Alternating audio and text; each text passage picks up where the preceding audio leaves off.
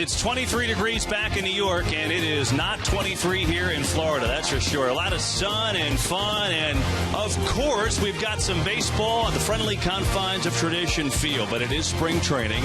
You've got to go to the backfields and get your running in. Players hate that stuff, but you got to get it done as you get ready for the season. As the Mets are plowing on along, taking some BP on the lazy backfields. We won't see that guy today, but we'll see plenty of other Mets getting to play against this Astros team in Port St. Lucie. Spring training baseball on SNY presented by Citi. It's the Astros and the Mets today from Tradition Field in Port St. Lucie, Florida, on the Treasure Coast. Hi, everyone. Welcome to the broadcast. He's Keith Hernandez. I'm Kevin Burkhart.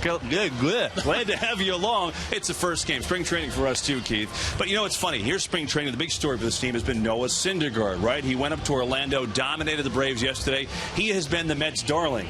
Nobody is talking about Zach Wheeler, who, by the way, is still only 23 years old, and the Mets are expecting big things. He starts today. Well, it's his first spring training start. Really coming off a good rookie season last year. Got called up, and there's his debut in Atlanta, and so he's from Smyrna, Georgia. Now, we're going to show you the fastball that everybody knows about his fastball, but it's his breaking ball that he needs to get the command of, like that right there. And this one coming up here, if he can command that slider with that kind of location, this kid's going to win. He throws very hard. He's under the radar screen, 23 years of age. Of course, the big guy in that Beltran trade. Yeah, 3.42 ERA. He really had some nice outings last year for the Mets. He'll start the fourth game of the year. All right, more on Wheeler in a moment. Mets need a lot of help on offense, and right now they're looking for a leadoff guy, and maybe it's the guy who's starting today in that leadoff spot, Eric Young Jr., playing his first game of the spring. Well, it's a big bunch of guys out there in that outfield, and a couple new guys in Granderson and Chris Young. They're probably going to play, but there's EY right there, who came over and really sparked this club in the second half of the season when the Mets acquired him from Colorado. He's going to fight it out with Lagares. He's hitting in the leadoff spot right now. You know, you look at these guys right there. Granderson strikes out a lot. They need him in the middle of the order. Young is a strikeout guy, too. I'm not so sure about that. So for me, it looks like it's either going to be Young or possibly Lagares, and I think that is the fight right there. Who's going to win that third outfield position? And Young in there, he was dealing with a side issue, but playing today, as are these Mets. They take on the Astros on another gorgeous day in Florida. First pitch from Zach Wheeler coming up on SNY. To you by Citi, proud sponsor of the New York Mets. By Toyota, see where Toyota takes you. Test drive one at your Toyota dealer. Toyota, let's go places. And by StubHub, earn 2% back in fan rewards on every purchase on StubHub, including Mets tickets. StubHub, your ticket to upgrades and more. You can follow the Mets with MLB.com @bat for your iPhone, iPad, Android, or BlackBerry 10. Get scores, highlights, live audio, and more. Text @bat to 31826 or visit Mets.com for all the details. So, who's on the mound today for the Mets? We know Zach Wheeler will get the start. Kyle Farnsworth trying to make this team the veteran. And then we'll see a couple of other intriguing arms with Corey Mazzoni later today. He's one of those youngsters the Mets love, also trying to make this team. But Wheeler up first for the Mets. They take on the Astros on SNY. We'll be back. Welcome to Toyota. Little instruction on the backfields. Mets have their step camp where they take their best prospects and they get here a little earlier than the other minor leaguers, come in and do some specialized instruction, as you see getting taught right now, Keith. Down to every detail. This is the boring part of camp, but when you're in the minor league camp and you got a lot of young kids, it's really baseball 101, Kev. You know, you've got to teach instruction at the lowest level. Everything. You can't take anything for granted. I used to sit there and yawn. That exciting, huh? Oh, this is so boring. I don't know how to take a lead when I was 18. I mean, this is a lot of talking going on right here. I would think at some point maybe get out and play a game or do something. We'll see. All right, so that's going on the backfields. Why don't we take a look at the Toyota starting lineup for these Houston Astros? You're not going to recognize many of them, not going to lie. Dexter Fowler, you know him, came over in a trade from the Rockies. Altuve's nice little player at second base. Other than that, we'll have to kind of describe these guys as they come up. Most Met fans probably haven't seen a lot of these players in the Astros who is coming off a very difficult year. And now it's Zach Wheeler making his spring debut. Well, as we said, this was the guy in that Carlos Beltran trade with the Giants a couple years back. I thought he had a really good year, 100 innings pitched. The walks he needs to work on, but he's a work in progress. Great fastball. I like his poise on the mound, what he's shown. The strikeouts are outstanding. If he commands that breaking ball, look out. And the defense, that's brought to you by Lexus. And that's the Metropolitan defense. And Saratelli here is kind of made a little bit of a statement. They like him. The Mets are in need of a backup shortstop. He could be the one. He could be the surprise in camp that goes north. There he is right there. He's a Jersey guy, Keith.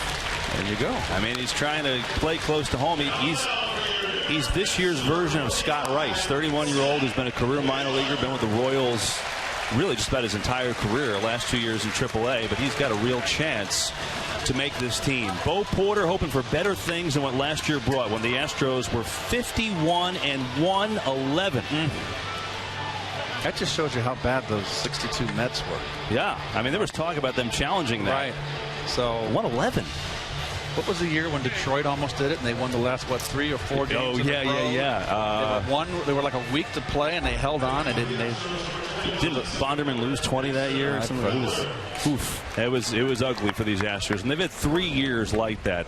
They've cleaned house, trying to turn it around with a lot of young prospects, a lot of guys trying to make a name for themselves. But this guy's already made a name for himself. Dexter Fowler, the former Rocky, will step in and start it off this afternoon against Zach Wheeler. And Mr. Piazza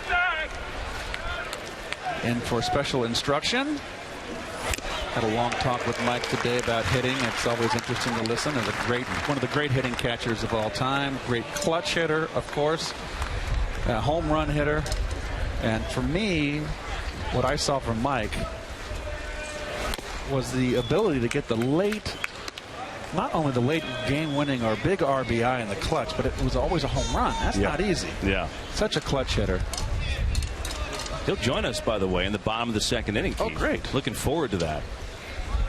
I brought up the World Series, of course, against the Yankees, and I said, gosh, if Timo Perez, because Keith, don't even go there.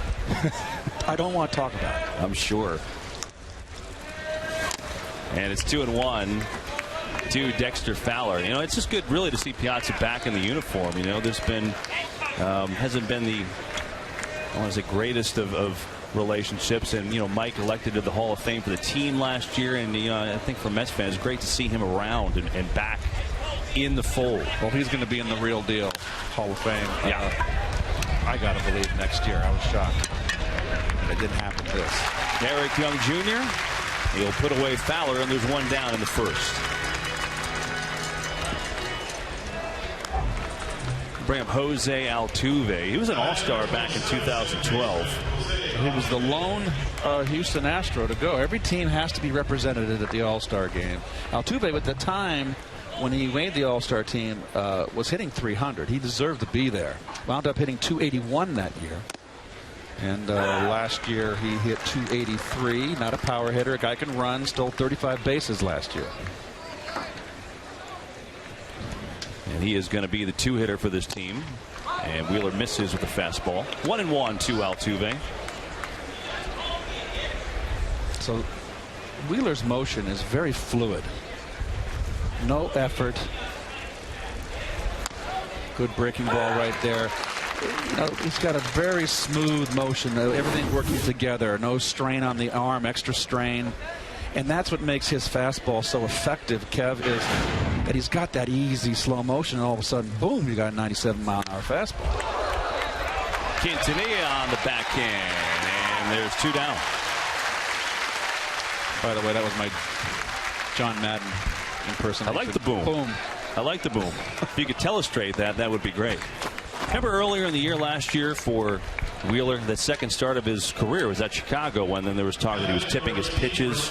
Yes. I guess that really the culprit was the breaking ball, but do you feel like he's kind of settled in, and as the year went on, he got better overall, really? He's got to be careful on some of his breaking stuff. He, particularly when he's having a tough feel for it, when he hasn't got it full command and fully confident, he tends to slow down his arm speed, and that's Western Union. That's something he needs to work on.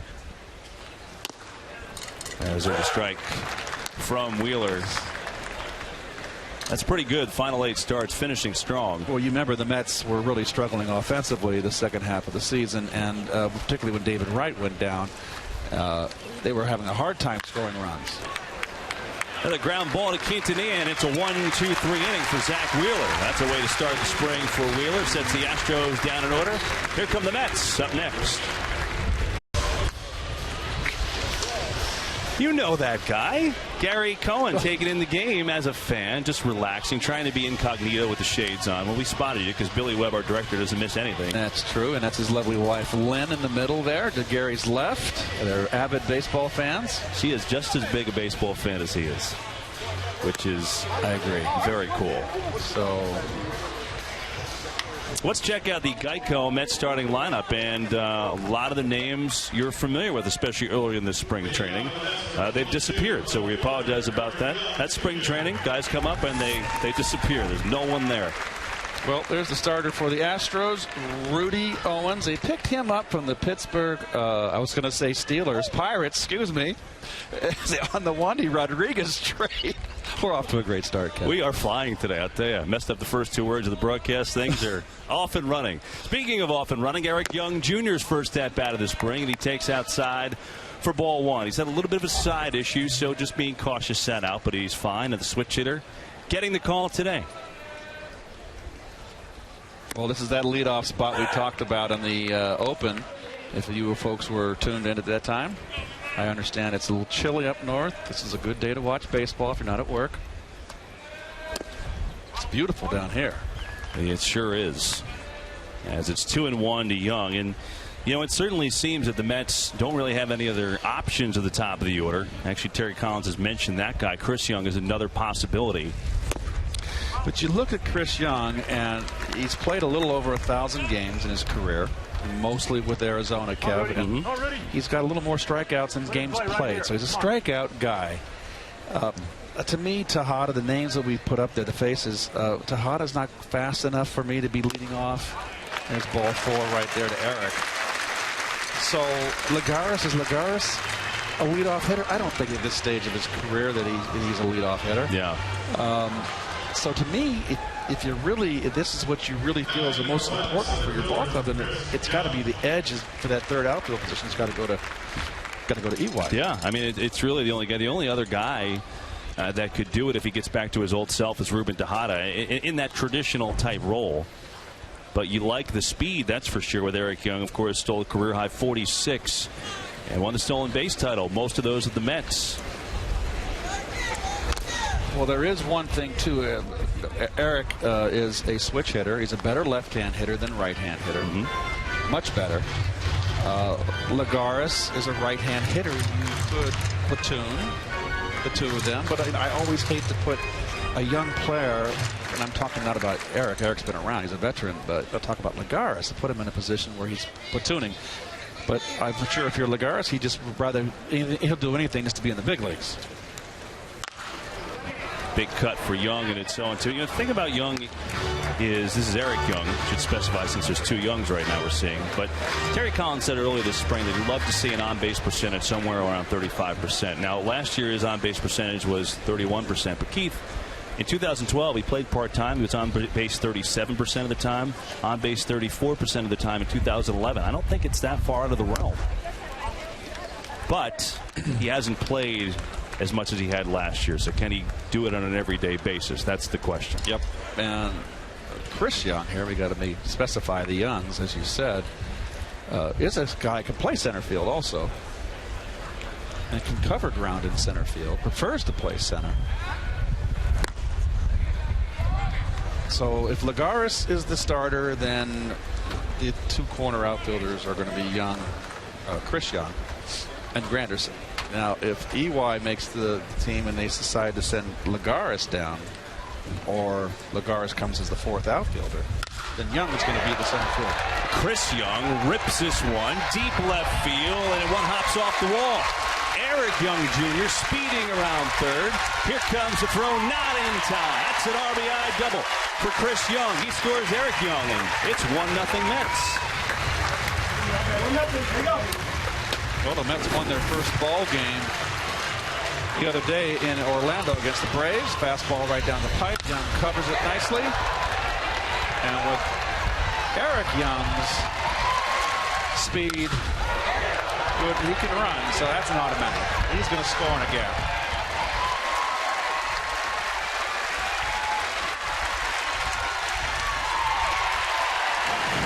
Well, there's no question about him running. That's fun stuff to watch. Good start for the Mets. So they get a walk and then a double from Chris Young. And now here's Curtis Granderson.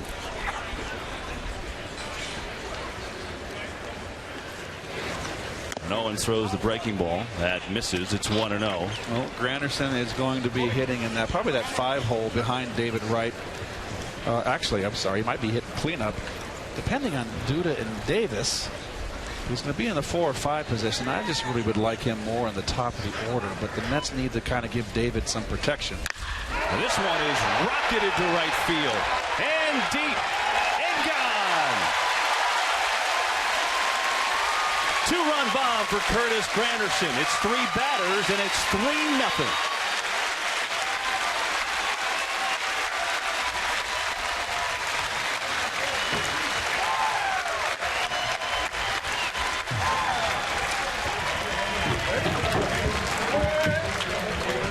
Very quick hands inside here. It's a lefty on the mound now. Wants it away. Misses inside, down and in. And boy, Curtis just drops the barrel. Very quick, very impressive. And that's out at Yankee Stadium as well as Citi Field.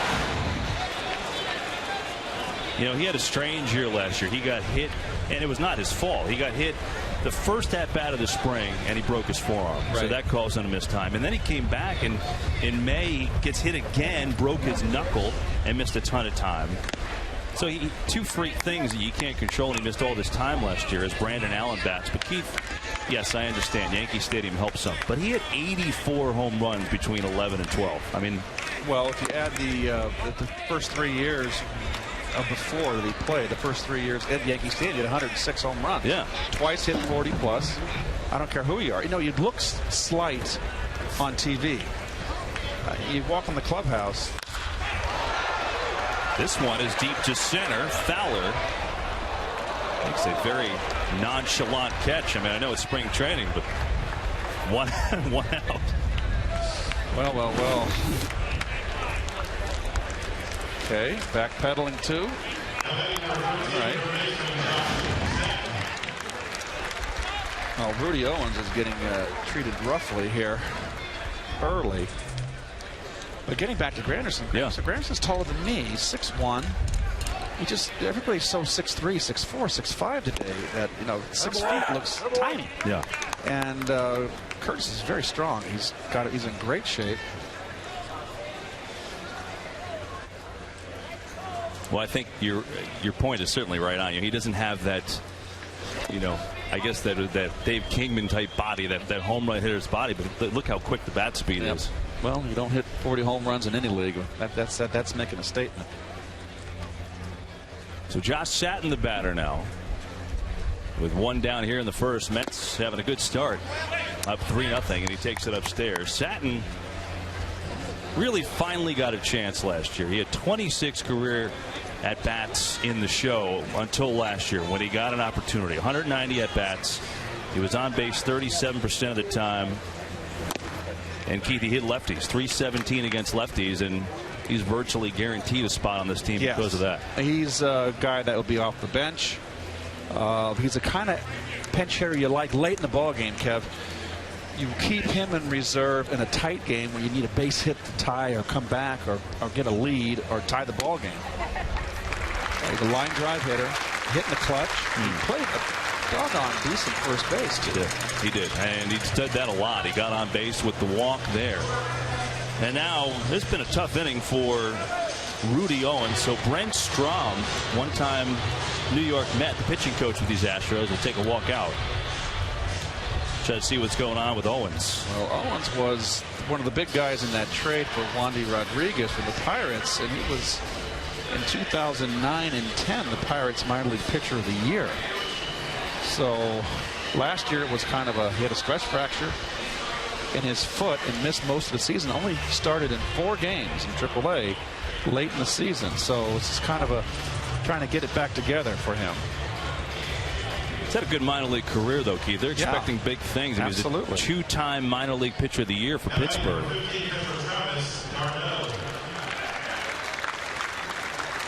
Travis d'Arnaud will take a turn now with Satin on first and 1 down in the first. Well, d'Arnaud last year, you can kind of just wash away that year. Really struggled at the plate, and I think just put a lot of pressure on himself. The late call up, played pretty much every day and just couldn't get untracked.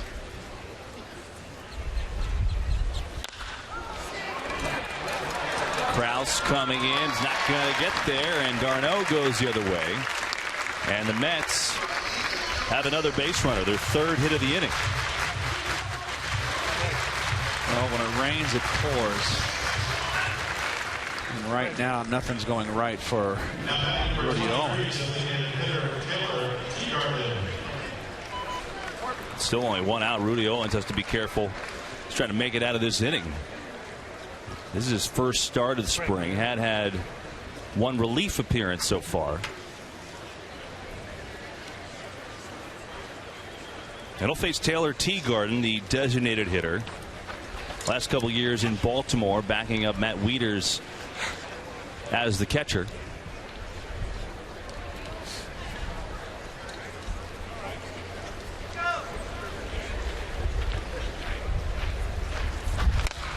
Good cut. Keith, if you had to handicap it now, you'd have to say, just because of his time here last year, and he did show some power, and Anthony Recker would have to be the favorite for the backup catcher, with Teagarden on his heels. As already bullpen action for the Astros. De Leon up. That's Jorge De Leon. Or Jorge, excuse me. All you Spanish folks out there, I'm sorry about that pronunciation. You spent a month in Spain. I would expect better from you. Well, yes, I did. They were great people. I had a great time, but they had I just not good at Spanish. Bo Porter looking on. It's been a tough first inning for Rudy Owens. Mets with 3 runs, 3 hits. He's walked 2, and it's 1-1 at Teagarden. And he misses badly outside, 2-1. Come on, Rudy. Come on, Rudy. Face mask on down. Come on. Must have a microphone down there by the pitching coach. We spare no expense for you folks, even in spring training.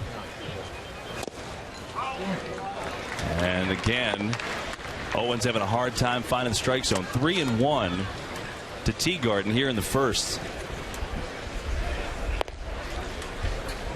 Satin walked. He's on second. d'Arnaud punched one into right. He's on first. Still just 1 out as the number 7 hitter hits for the Mets. Boy, he's all over the place. 3rd walk of the inning. Yeah, I imagine probably a tough call, right, Keith? I mean, here's this prospect. You love him for your future. You don't want him to throw too many pitches, but that's going to be it. Yeah, there you go. And he's already had the pitching coach go out there, so that's adios amigo. I'm sure Bo Porter would have loved to see him try and work out of the jam, but he's already at pitch 27 with 1 out, and he's just nowhere near the play right now. 3 walks, 3 hits, the 2-run home run from Granderson. Is there a rule in no 2-visit rule in spring training? I was never aware of that. No, he's gone. Yeah. He's gone. Yeah. Just had a nice little conversation with him. Yeah, he's just giving him a little.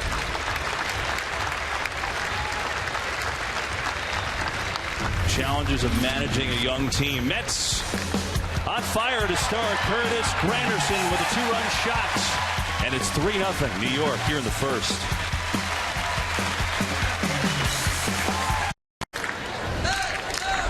Tough day for Rudy Owens. The Astros starter got just 1 out, and he leaves the bases loaded here in the first. And Jorge De Leon, the 26-year-old, is the new pitcher for Houston. Well, from the Dominican Republic, signed as a free agent. He made his major league debut last year for the Astros. Got in 11 games at the big league level. Has been with the organization for a while. Ceratelli popped up. L.J. Hose in left makes the catch. Shatton going nowhere at third. 2 down. That boy, De Leon. Come on, kid. Boy, they can save Rudy Owens' ERA here from any further damage. With one more out here, Omar Quintanilla steps up.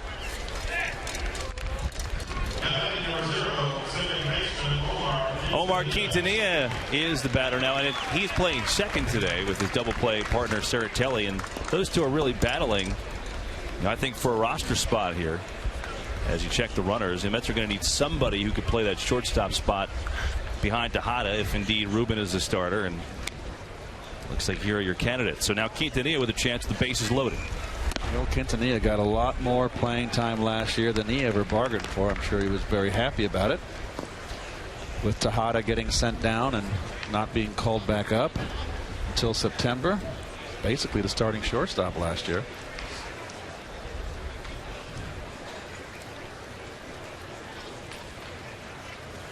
De Leon's 1-0 is outside with the fastball, so it's 2-0. And you know, Keith, I think you saw the year before with the Mets before they traded him to the Orioles. He was a really good piece off the bench, played well when Tejada got hurt. I know that Terry Collins felt that last year just played a little bit too much, wore down, and that affected his game. Well, when you play every day, you tend to, water seeks its level. Big cut by Quintanilla. It's 2-1. Here's what the Mets shortstops did last season, and well, that's obviously not what you want. Well, how about the Marlins offense last year with the production they got out of their catcher and third baseman? They got 0 production last year in Miami.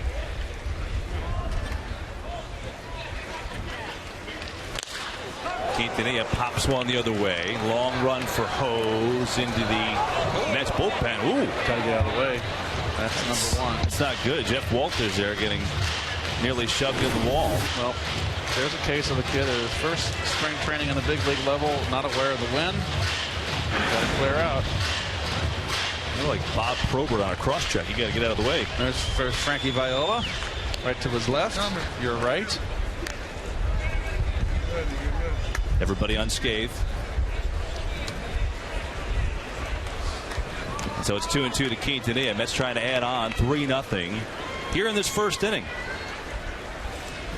On a gorgeous, quiet day from Port St. Lucie. Quintanilla punches one to left, and it's right at Hose, and the inning is over. So De Leon comes on, does a nice job for Houston, but the Mets put up 3 runs, highlighted by the 2-run homer from Curtis Granderson. We're going to hit the beach. We'll be right back. 2 minutes. 10-pitch first inning for Zach Wheeler as he mowed the Astros down in order. His spring debut here today. And he'll face the DH for the Astros to lead it off in the second. Here's Chris Carter. That big home run year last year.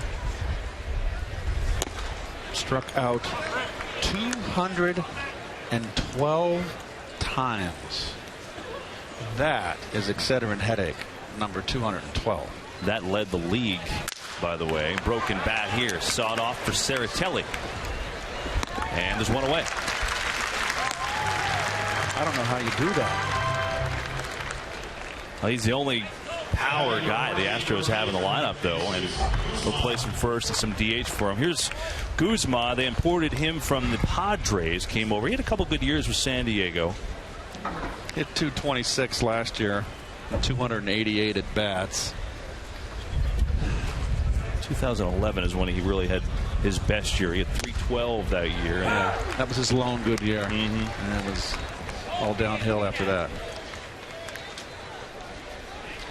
While Wheeler looking sharp. And it's quickly 0-2. Well, I'm going to be watching the breaking ball very carefully today in this broadcast, as long as this young man's out there on the hill. Not worried about his fastball.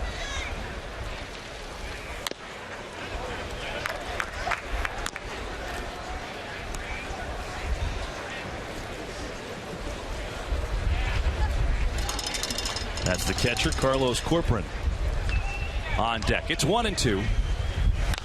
And breaker fouled back. There's a hanging 1-2 breaking ball right there. You don't. No, it's spring training. It's his first start. That's a roller right down the middle.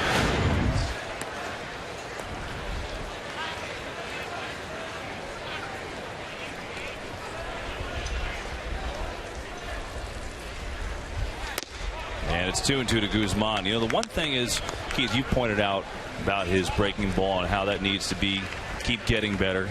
But what we did see last year is his fastball control got better as the season went on. He started pinpointing that fastball much better than when he first came up. Well, when you throw as hard as Wheeler, you want to get ahead. Please, get ahead. That's a key for any pitcher. But you put a hitter at serious disadvantage when you have a fastball like Wheeler's. When you get ahead 0-1, 1-2, 0-2. 2-2 here. And again, the breaking ball misses, so count goes full.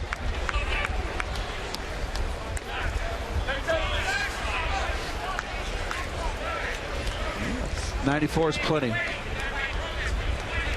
That's bringing it up there in a hurry, as we used to say. Rushing it up there. And he amped it up high 90s when he needed to. Guzman stays alive. He's still very much, Wheeler, a diamond in the rough. Still honing his skills. Remember, he's 23 years of age. Yeah. You know, that's 5 years removed from high school. Think about that. You know, when you put it like that, it really does put it in perspective, doesn't it? Payoff Guzman down the line, and it gets by Satin, and Guzman has himself extra bases. Eric Young Jr. over to get it, but first hit for the Astros. It's a 1-out double. Keith, get to Citi Field for opening day. I know you'll be there. Monday, March 31st. Mets host their division rivals, the Nationals, at 1:10. All fans in attendance will receive a 2014 magnetic schedule courtesy of Hyundai. Get your opening day tickets now at Mets.com/opening day. And that's the 31st, folks. Don't get confused when I said in the opening day, the 30th. It's the 31st is the first game of the year. They want to camp out a day early. That's fine. I know what you were trying to say the other day. I have a hunch it's not going to be, the weather's not going to be behaving. If it's, 20 degrees up there right now, evidently when you folks woke up this morning, it was in the single digits, if I understand correctly. Well, we sympathize with you. Some. I mean, not totally, but some. Slightly warmer here. 1-0 to Corcoran. 1-0 as Corcoran jammed. Young in center calls, and there's 2 down. You know, speaking of opening day, Mets, as long as he's healthy, are going to start Jonathan Neese on opening day. But Zach Wheeler has been out in the public saying, hey, I want to start opening day. And he's starting the 4th game of the year against the Reds. Now, look, it's minutia, and when it all comes down to it, all 5 guys are going to pitch. But I guess I'm a little surprised, Keith, that he's not starting to the 2nd series of the year. Well, when it all is over and done with, and no one gets hurt, and the rotation stays intact, they're all going to have 32, 34 starts. So I know it's a big, it's the big deal to be the opening day pitcher. It's something, and that's something that he should want to do, Zach. And you know, you got to earn it. Yeah. So that there's an incentive. There you go. There you go. Let's go. Here's Hose, 23-year-old, 3rd-round pick of the Orioles back in 2008. He came over to the Astros in the Bud Norris trade last year. And that was the best pitcher was Bud Norris. Good breaking ball out of the strike zone. Hose goes fishing. Not raking or gardening. He goes fishing.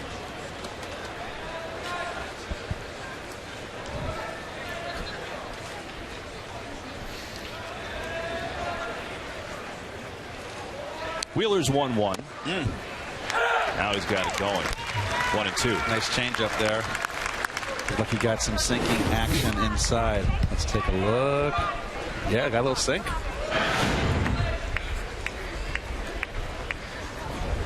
So Wheeler going to the off speed. And he's got 1-2 to Hose with 2 down in the 2nd. Got him fishing. 94 miles an hour.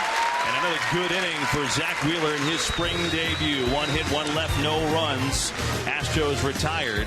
We come back, we'll talk to Mike Piazza, who's in the house as a special instructor. Terry Collins talking to Mike Piazza, who's here, a special instructor with the Mets. He's walking around giving his advice to all the different guys, spending time here with the catchers and Bob Guerin, as you see. And that is just cool for the players and certainly cool for Met fans to see Mike Piazza in the house. As Eric Young Jr. leads it off here in the home second, 3-0 Mets. As a matter of fact, not only is he in the house, he's on the mic right now. Literally. Mike, hey, it's Kevin and Keith up in the booth. How are you? Good to see you guys. How you doing? We're doing great. It's it's really cool to see you here. Just what's it like for you to be here in this role and kind of get a chance to talk to the guys and teach a little bit? Well, it's cool for me too. I mean, it's so much fun to get on the field, especially in spring training. It's a little bit more laid back down here. Not less intensive, but it's fun to really get a guy and try to just talk to him, because Keith will tell you, you learn a lot just by talking and telling stories and generally more than just mechanical stuff. Mike, we know that you've done a lot of work with the Italian team, the international play, and now you're here. Do you have any interest or entertaining any thoughts of maybe getting back in uniform on a coaching capacity or managerial? Well, I don't, this game is funny and life is fine. I never say never. I just enjoy doing what I'm doing right now, on a part-time basis. And it's I'm here long enough just to screw somebody up, and then I can leave. So, but no, it's a lot of fun to be here and just to feel the energy again. And as anybody, Keith, when you retire, you do need a little time away from the game, and to get back in on a level and like I said, go with a little bit of a baby step routine has been a lot of fun for me. Mike, what did that time away give to you? What kind of perspective did you get about the game from your time away? Well, it definitely makes you appreciate the game a lot more and realize that, as anyone will to attest, that you have to enjoy your career while it lasts. And, when you retire, it's a little bit of a small death in you, and you have to mourn it and realize that it's one chapter of your life and move on. And then now for me to come back, it's just a small way of giving back, and trying to instill, with a young kid like Travis, when I was young, I talked to Mike Socha's and Lance Parrish's and guys like that gave that knowledge to me. So if it's my way of kind of helping them a little bit, then that's what it's all about. Like Keith knows, just passing the torch. Mike, do you miss playing? That's always it's an obvious question, but really, some guys can walk away from it. Some guys have a hard time giving it up. Do you miss playing? I don't miss the pain. I heard a great expression. Outlighter says you never miss playing, but you get tired. You never get tired of playing. You get tired of preparing to play. And once you get older, in my last few years, in the training room and icing up, and it was tough. So you do have to learn to turn the page. Young pops up. That'll be the second out of the inning as we talk to Mike Piazza. Mike, you talked about Travis. He's first day guy here. He was always saying how much he admired you growing up in the L.A. area. What was his reaction when you walked in? And can you tell us what those discussions have been like between you two? Oh, they've been great. He's a really good kid, and it's ironic too. He's from Long Beach, and my wife is from Long Beach, and they went to rival high schools. So right away we have a lot in common, and. He's, you could tell he's definitely from good stock. He's respectful and he works hard, and I know the pitching staff's in good hands with him. He's got a little bit to learn. The thing is, the season is long, as Keith knows, it's long, and I'm just trying to tell him how to get the most out of his ability over the course of the season and try to stay off those roller coasters. And as a catcher, you have so many responsibilities. You don't always have to get the big hit. You can block a ball, call a great game, make a play at the plate. So yeah, just trying to understand and stay off that roller coaster and not feel like he's got to go 1,000 miles an hour, right out of the gate. Mike, you've had a chance to look at his defensive skills. Is there anything in Travis's game defensively that you like specifically? Well, I love his tools. I just, for me, generally, I like guys to be a little smoother back there, and I think he will learn that as he learns the staff and gets comfortable with all their pitches and strengths and weaknesses.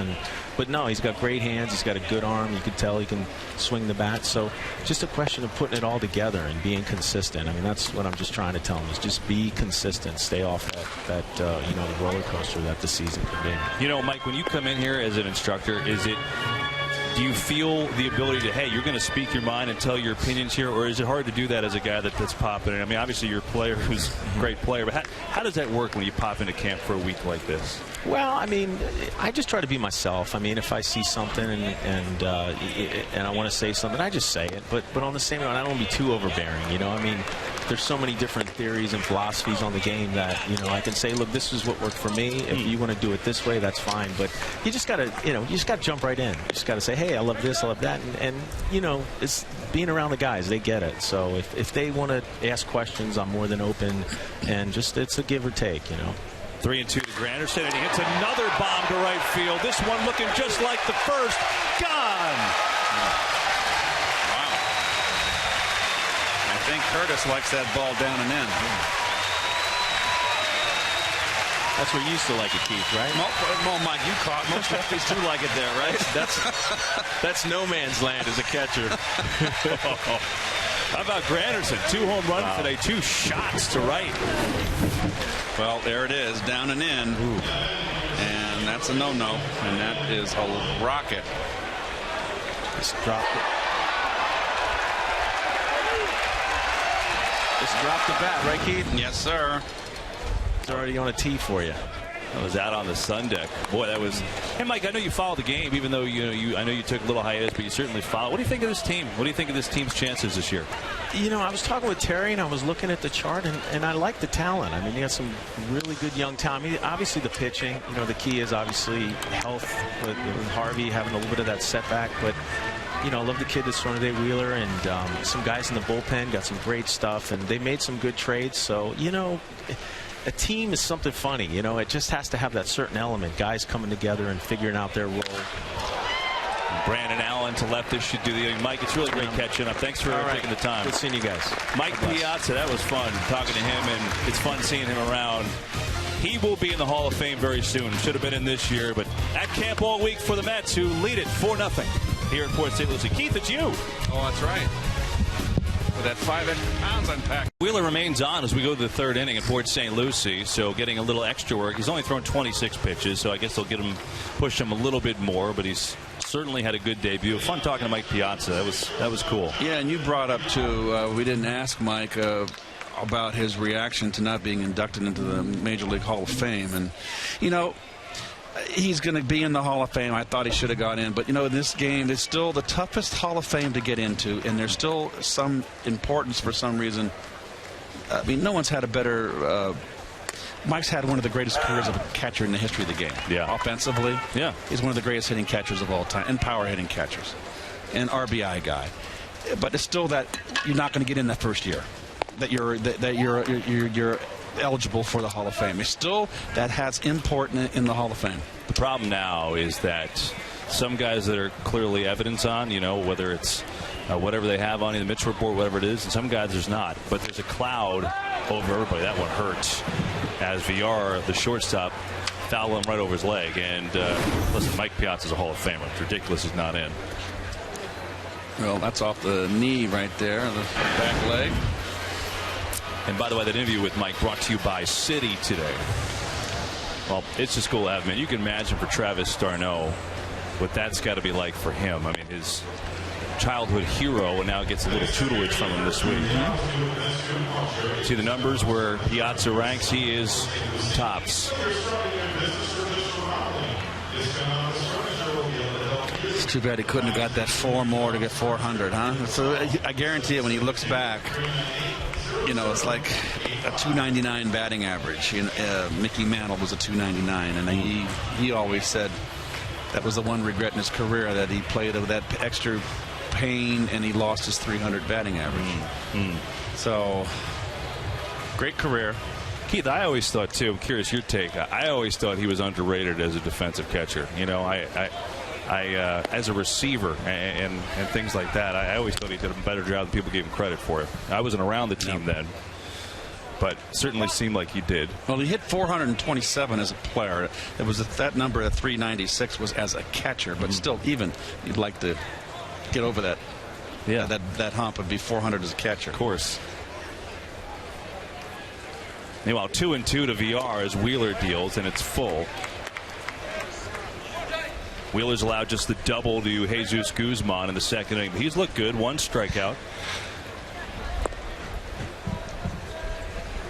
In this very oddly quiet spring training for him. Oh, threw it by him. Oof. Dial it up a notch. Second strikeout. That's missing the train right there.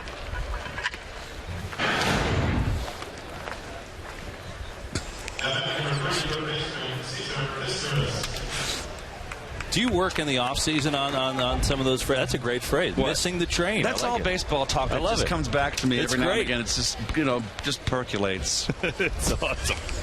You are full of them today. Here's the veteran Astros who's going to gap one. Oh, it's cut off by Young. Astros going to try for 2. Here comes the throw by Young. He's out.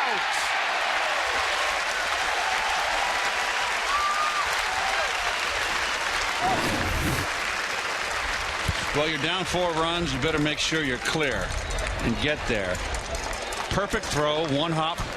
He might have beat it. I'm not sure. Tough angle right there. Umpire is right on the play. That's Chris Conroy.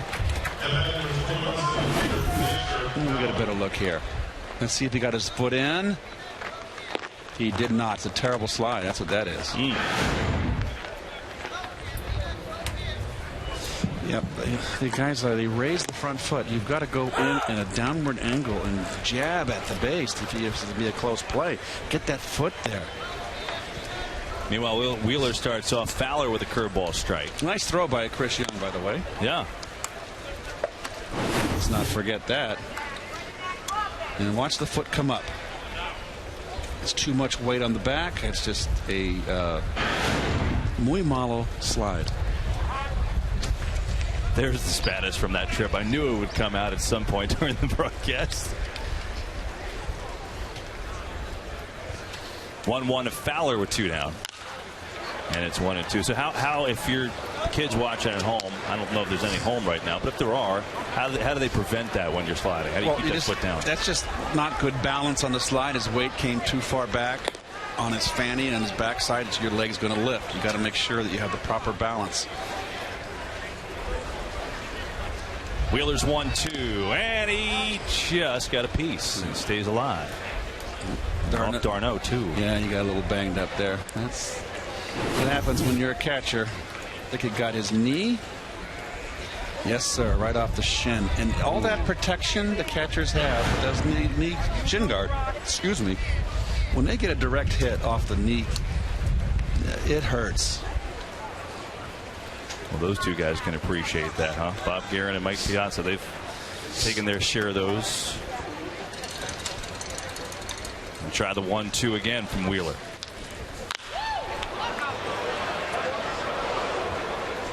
I gotta tell you, no one really anxious to go and try and get that souvenir. They were just letting that ball go, bailing out. Comfy with their lemonades.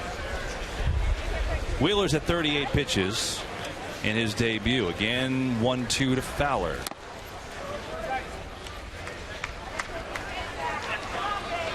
Josh Fields will be the new pitcher for the Astros when we go to the bottom of the 3rd.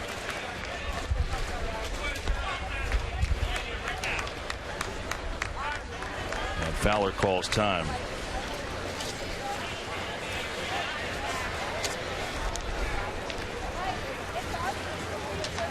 Breaking ball got him, and a beauty. What a way to end the spring debut for Zach Wheeler. 3 strikeouts for him, just 2 hits through 3. Mets up 4-0. Quite possibly the greatest hitting catcher of all time coming into camp. So to be able to pick his brain, and I was fortunate where I came up, when Mike was here, so I got a chance to play with him, to pick his brain, while wearing that same uniform now. For these young players, especially these young catchers that we have, for him to be here is a tremendous asset. That's the captain talking about Mike Piazza in camp, and Josh Fields, the 3rd pitcher of the day for Houston already as we play the bottom of the 3rd inning. 4-0 Mets. Well, Josh was in 41 games last year with the Astros, 1-3 record, 4.97. So not a spring chicken. He's 28 years old.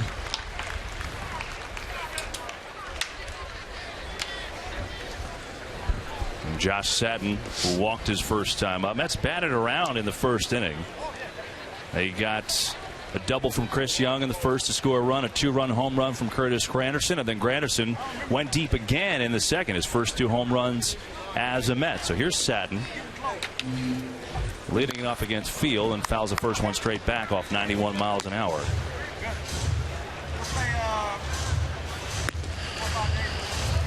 Al Farnsworth, one of the 2 veteran additions brought in by the Mets, trying to make this bullpen. We'll see him next in relief of Zach Wheeler.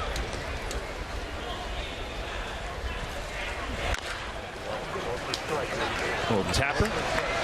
His Torres high throw. Enough time to get Satin, though, as Guzman applies the tag. You know, that exact play yesterday happened in a game with the Blue Jays and the Twins. And it went to replay. We told you the other day that they're testing out replay through the spring. And now it's a little different in spring because the setup, less cameras, things. They have an umpire in the selected games in the television truck.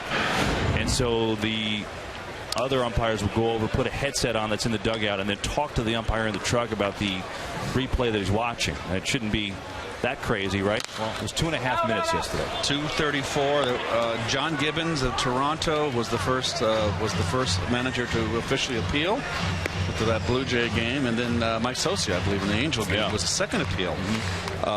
The one at the Blue Jay game was 2:34, and the one in the Angels game was 2:31. It's 2.5 minutes. You're a pitcher out there. I wish Ron was in the booth. How would you feel? You're struggling, or you got a rhythm, you're in a groove, or you're not in a groove, and you got to wait 2.5 minutes for a play to be decided. I don't like it, and we'll see how it goes. Now, in the season, Kev, they're going to have, obviously, 2 umpires in New York, in Command Central, for each game. So that's 60 umpires, right? There's 30 teams. Yeah. It's like another bureaucracy. Maybe the Department of Umpires. It's costing more tax dollars. Yeah, it's a little strange. I mean, it's I think it's going to be a system that's going to take some time, as Darno rips one to right, and he's 2 for 2. A couple base hits to right field for Travis Darno. Here's the bottom line, whatever kinks need to be worked out, and I'm sure it'll take some time. 2.5 minutes is unacceptable. I mean, that simply cannot happen. If you have replays a couple times a game. And think about this. You have the ability as a manager to go out and first kind of stall and so-called argue with the umpire first. While you're doing that, your video people in the clubhouse will look at the play to tell you whether or not to challenge. So let's say that lasts 40 seconds. Right. Then you go and challenge it, and it's another 2:30. I mean, that's a lot to ask. You've got a pitcher out there struggling and can't find his rhythm, and you saw in the original, the first, John Gibbons, the manager for Toronto, he walked out like Walter Brennan out there. It took him forever to get there. Of course. And you can stall that way, and now that pitcher's out there, you got a young pitcher chomping at the bit. It could affect the outcome of a game, outcome of his performance. I like the idea of instant replay. But what the game absolutely does not need is more slowdowns. I mean, that's the thing, and that's the balance that they have to find here. Now, I will point out, when the NFL adapted replay, initially there were all kinds of kinks too, and they were longer replays until they finally streamlined it to where it is today, where they put the replays on the stadium. They've got 90 minutes max to look at it and come up with a decision in that time. It took a while to get there, though.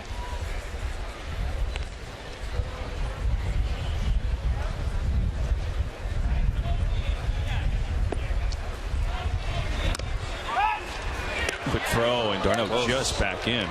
Good throw by Corcoran.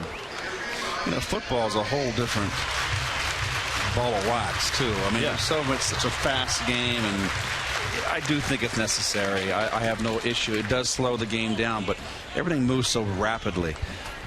But baseball, if the guy blows a call at first base, he calls him out when he beat it. That's the breaks. I don't know.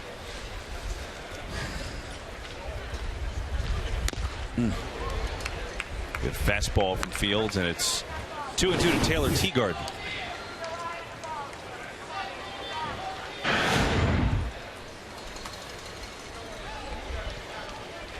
Well, at this point in spring training, where we game 4, it's early. Got almost a whole month left, pitchers are always ahead of the hitters. You can see right there, threw it right by him right there. Teagarden goes down swinging. And that's the thing also, too, is when you're evaluating pitchers and the hitters are behind, a lot of times a guy has a great spring, is a curveball pitcher, changeup pitcher, kind of a junk artist. They're going to make hitters look bad. And you've got to take that into account in your evaluation, whether this guy is big league ready, because the hitters aren't up to speed.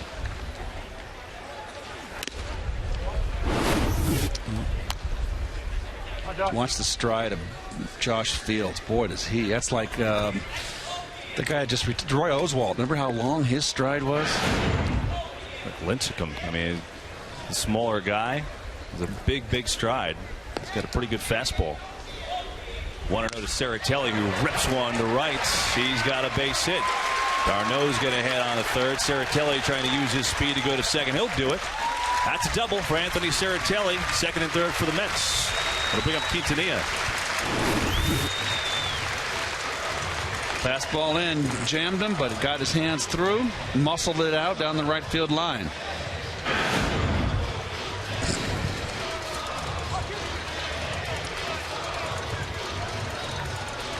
Serratelli with a nice rip, the switch hitter showing the speed, and now it's Quintanilla, who was up with the bases loaded in the first inning and flew out to left. Now has 2 ducks on the pond with 2 down here in the third. Astros have just non-stop pitchers going. Reiner Cruz. Actually, I'm sure is that Reiner? That's Louis Cruz, I think. No, they're both right-handers, so you got me. I do have a number. We get a number on his back. It's a left-hander. I do. That's Louis Cruz, yeah, because Reiner. They got him down as a right-hand pitcher here. He's a left-hand pitcher. Come on, guys, get it right. Reiner Cruz was righty in the Mets system for a while.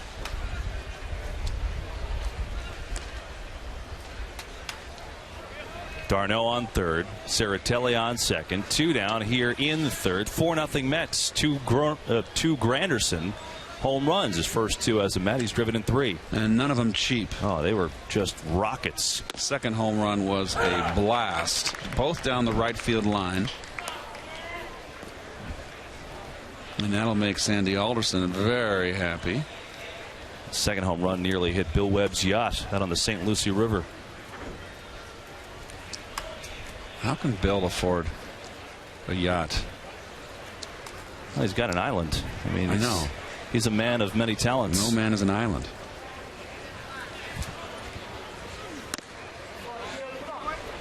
Quintanilla hangs on, and it's 1-1. It's funny, it's so quiet here today. You could hear the coaches kind of talking to their guys here. Hi, Josh. Very reserved crowd. Just enjoying the sunshine.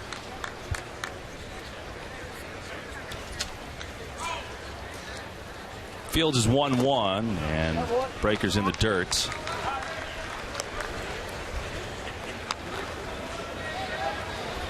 Just relaxing.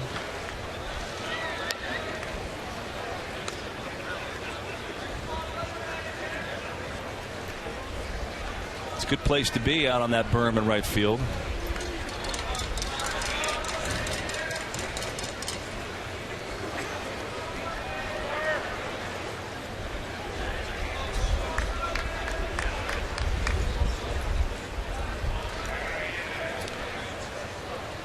Two and 1 to Quintanilla.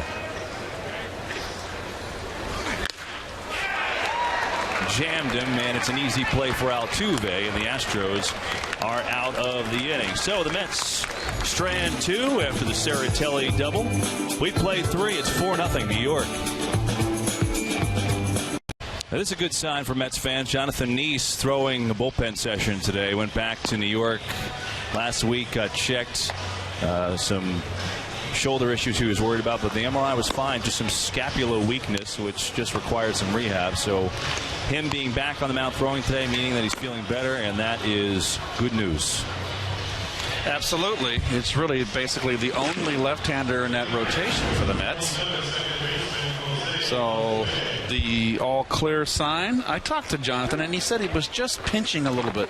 He said when he got back, when he lowered his arm and was starting to come forward to deliver, he said he felt a little pinch in his shoulder. He said it wasn't much, but just enough to be, I just wanted to be safe.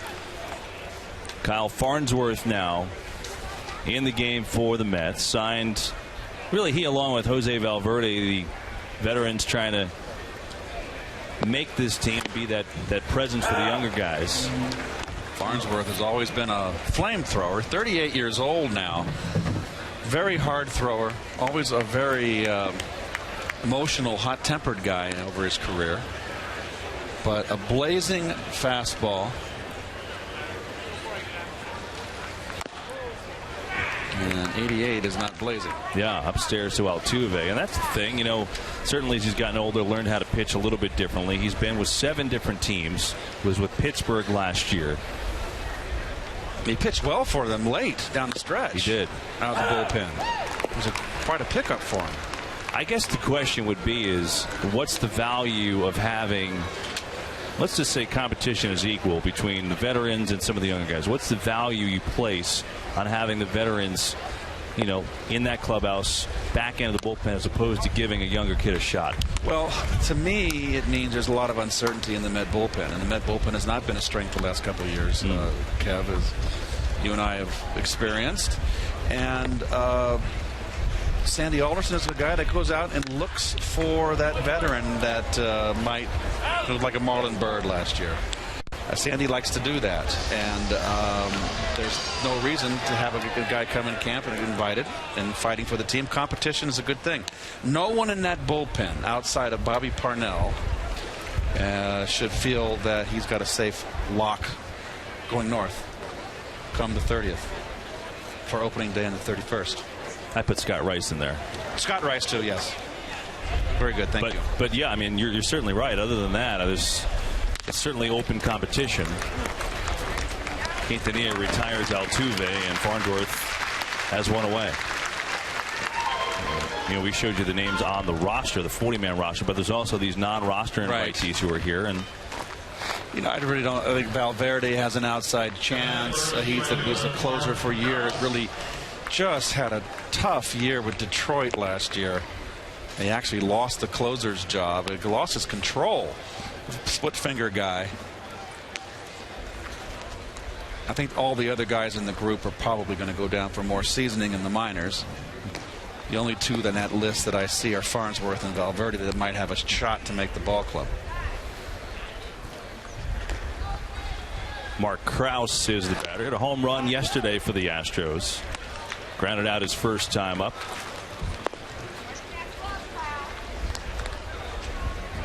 He is a guy that is vying for time in right and at first base. Takes a strike. And on headset now from the dugout is Zach Wheeler. Zach, it's Kevin and Keith upstairs. And a great first outing for you. How did it feel today? It felt good. You know, this ball was cutting a little bit, so had to make a couple adjustments, and defense definitely helped me out. What do you mean the ball was cutting, Zach? And what adjustment did you make with your grip, I'm assuming? I think I was just coming across the ball a little bit. You know, with my hand wasn't behind the ball. I was more on the side of it, so I was cutting a little bit. So I just try to get my hand a little bit behind the ball, especially during my warm-up pitches before the inning. And, it definitely helped me out with my location a little bit more. How did you feel about your breaking ball today? It was good. You know, it was terrible in the bullpen, and I was kind of worried about it, but, you know, that's usually how it goes. If it's terrible in the bullpen, and it's going to turn around during the game. So feel good to drop that nice hammer on Fowler to end your day there. Is a nice way to finish. Oh yeah, for sure. Because me and Travis were talking about it once we got back into the dugout. We were going fastball off speed, and so I wanted to back up. You know, go twice on the off speed, and it worked. I remember last year, Zach, you saying that you wanted to get better command of your fastball, particularly early in an account with a hitter. We saw that last year, as this is probably going to be the inning right here. It's out of play. Good. You still feel you need improvement on that? Getting ahead, obviously, 0-1 is better than 1-0. Yeah, I mean, for it's sure. obvious. Yeah, like you said, it's obvious. Anytime you you know, get ahead of the guy, you have a lot better chances of putting him away early, or you know, getting that rollover or something like that. So anytime you can get ahead, it's always a plus. I noticed a couple change-ups you threw. Get a little sinking action there. Something you're working on? Yeah, definitely. You know, my change-ups coming along last year, you know, wasn't that good, my change-up. So, and I was throwing more of a 2-seam. So I was like, you know, if it's going to be bad, might as well switch to a 4-seam so I could have the same spin as my 4-seam fastball. And it's sort of surprised me. It came along well, and you know, I'm starting to get that depth and a little bit of run, and you know, I was just overstriding a little bit today. I think that was the problem. What's the difference been like spring training last year to this year for you? I feel like I'm a little bit more comfortable this year. You know, just you know, I know everybody up here, and I can sort of relax, but at the same time get my job done. 1-2 to Carter, who tomahawks one that is going to go foul. And Zach, now what's your goal as far as pacing yourself for the regular season here? What are the things that you want to see progression-wise, you know, to get to April to be ready? What are the things that are important? You know, like you said, just taking it easy. You know, I've talked to a couple of the other guys, a couple of other starting pitchers, and you know, just during your bullpens, you don't have to go out there and throw hard. You know, just work on the mechanics and you know, all the little stuff, and then you know, your velo will come eventually, and you know, just ease it. We had Mike Piazza on earlier, and I know he's worked a lot with the catchers, but you know, is it pretty cool for you to see him walk around? Have you had a chance to kind of catch his ear for a second at all? Yeah, I mean, he's mostly been with the catchers up to this point, but you know, I want to talk to him. I want to learn, you know, what he did to help out his pitchers. And you know, I definitely look forward to talking to him. Carter hits one, and he's got a double with 2 down. With Zach, a great outing today. Thanks for the time, and to go relax. All right, thanks. Appreciate it. Zach Wheeler, very chill, Keith. He's very. It feels like just talking to him that he's very comfortable and just kind of knows what he has to do to get to the next level. I was just thinking the same thing. The interviews are much more relaxed. These guys are feeling more at home. Remember, they're young kids. They're playing in the big spotlight in New York. Yeah. So, you know, it's different than playing in Cincinnati or, you know, St. Louis, smaller markets, and can be overwhelming for young kids. And I'm glad to see them maturing and feeling more comfortable. And all it can do is reflect on their performance in a positive way. You pointed out the changeup threw a couple good ones. That's got to be a positive thing for Wheeler as Farnsworth gets strike one on Jesus Guzman.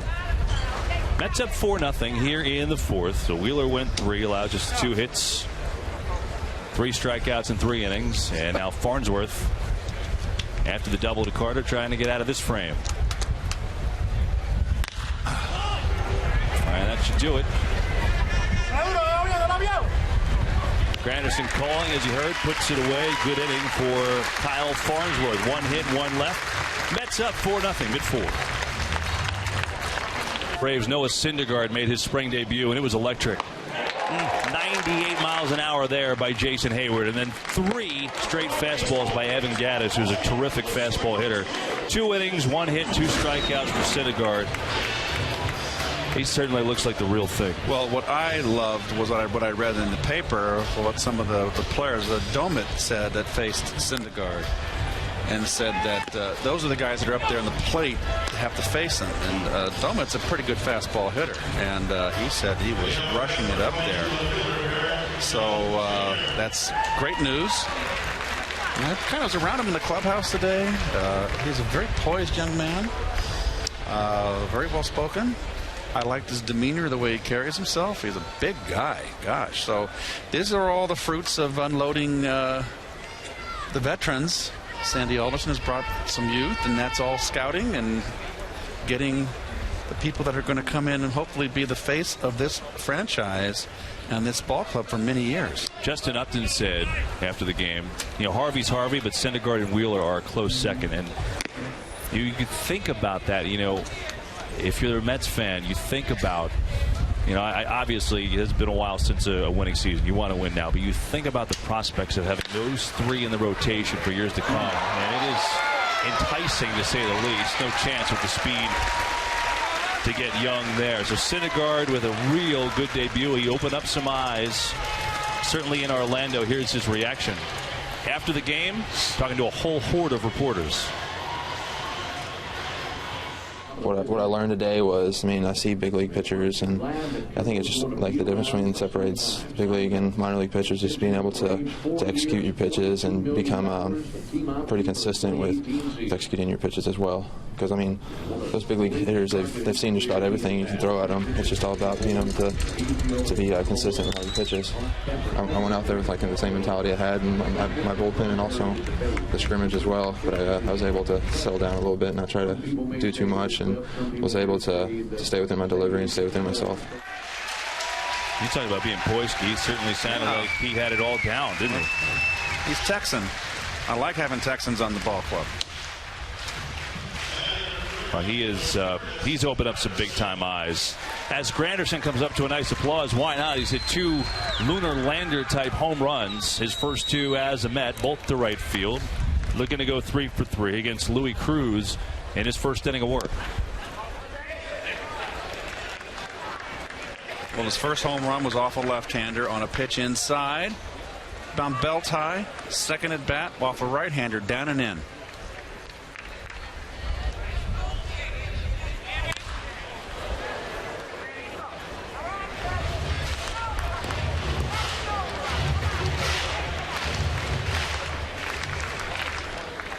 That's pretty good company. I mean, you're in a stat with Ruth and Gehrig. That is pretty darn good. I would have to agree. That's a great find, guys. Breaking ball. Altuve will have no shot at turning 2, so they get the lead in Young for the second out.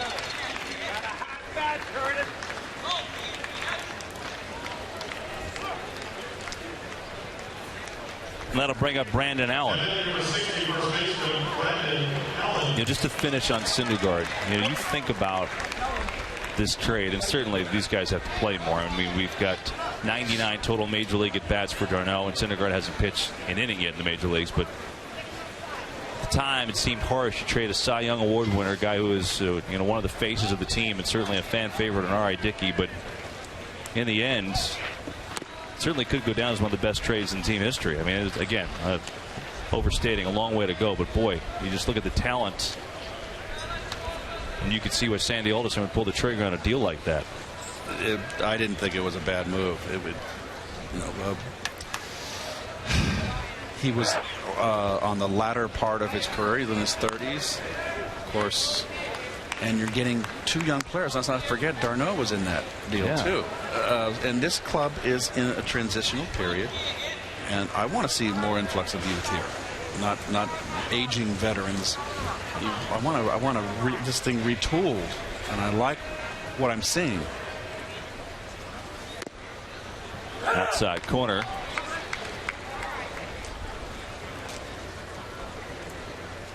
One and one to Brandon Allen. 17 home runs in AAA Tucson last season. He's 28 years old.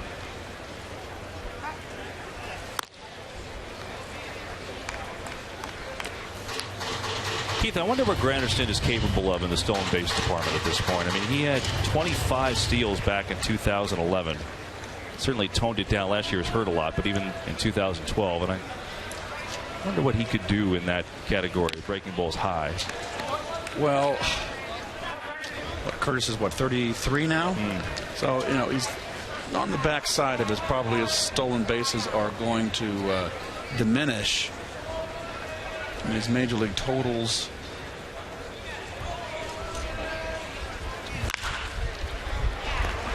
Altuve, and that will end the inning. So Allen is 0 for 3, leaves Granderson on the bases. We played 4 at Port St. Lucie. Mets up 4-0.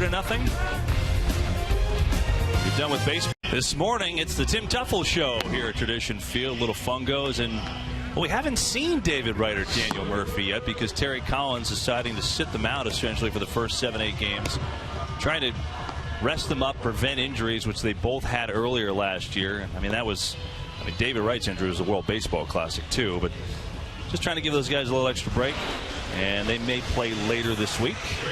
Eric Adell is playing right now, former 24th round pick out of UCLA. Who will get in the game for the Mets. Third pitcher of the day. San Mateo, California. He's my neck of the woods. Yeah. Mets are using him as a reliever. They told him to get ready this camp and converting full-time to a reliever. Four-seam fastball guy, curveball guy. We'll see what he brings to the table here against Carlos Corcoran. Leading off the 5th for Houston. And there's curveball to start him off. Well, Goodell was 9-7 last year at Binghamton in Double-A. 25 games started, 134 innings pitched. With all these young pitchers the Mets have, going to a guy like Goodell and saying, hey, let's just work on being relievers. So you wonder if he will just concentrate on those 2 pitches, that fastball and that curve, and go from there. He's been in the Met organization since 2010.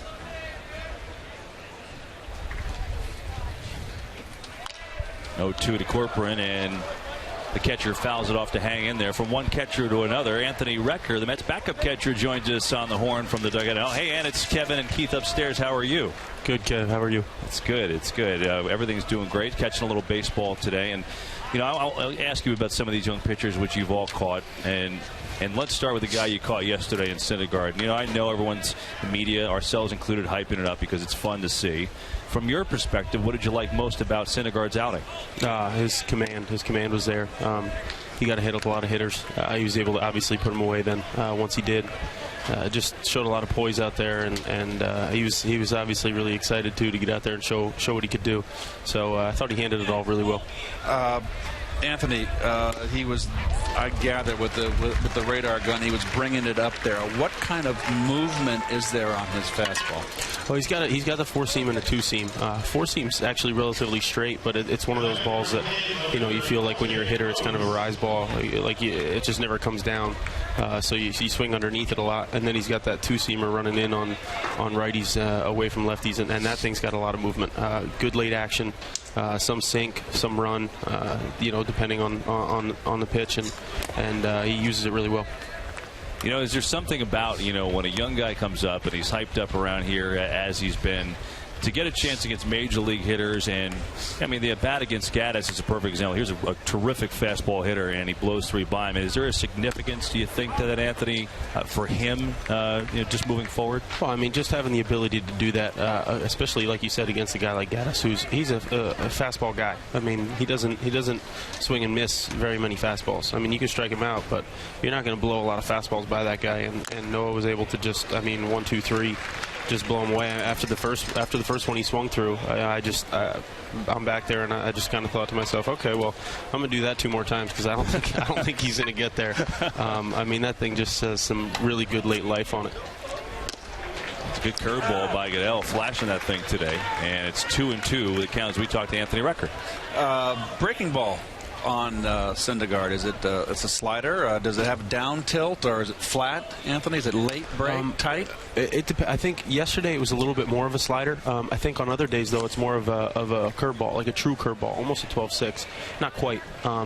But yesterday it was more of a slider. He was on the side of it a little bit more, I think, than he'd like to be. He's working on the consistency of that right now. But it's still, either way, it's still sharp and it's nasty. It's got great movement. So he obviously throws it really hard and gets a lot of revolutions on the ball and gets some really good late movement to it. And let's talk about you. How's your camp coming along so far? It's going pretty good. Just trying to get myself back in that good baseball shape. Playing games, catching all 9 and stuff. Yesterday was a good step towards that, catching 6. And I felt really good back there. So then next step is, at the plate, doing some things at the plate now.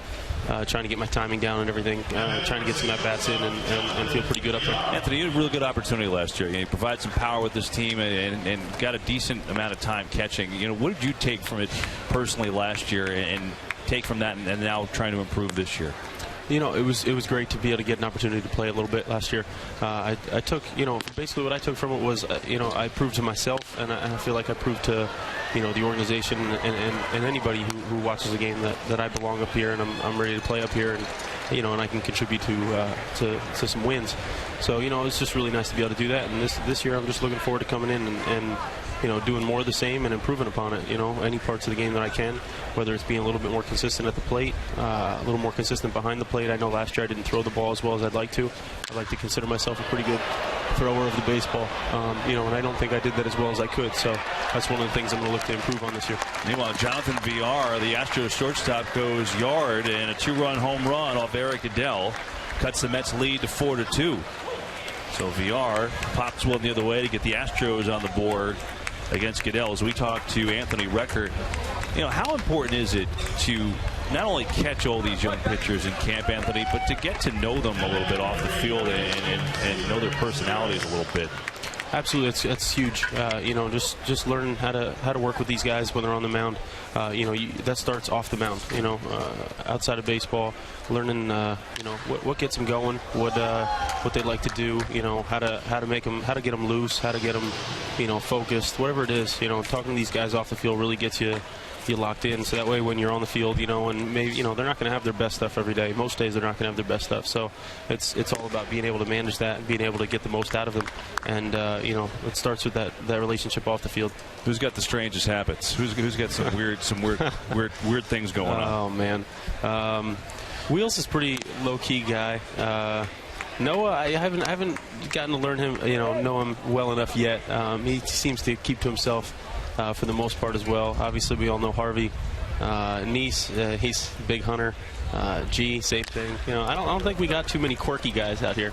That seems pretty simple, actually. Yeah. As Torres grounds out 2 Keats in the end. There's 2 out. As Anthony Record taking the time to do us. One last thing about Wheeler today. We spoke to him. In your eyes, you had really good success together with him last year when you caught. What is the next level for him? What does he have to do to get even better? It's just going to be throwing strikes.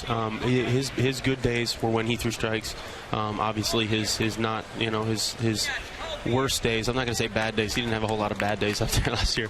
But his worst days were when he was struggling to find the zone. I think when he can keep the ball down and pound that zone, I mean, he's got such good stuff. He's going to get a lot of outs. Anthony, appreciate the time.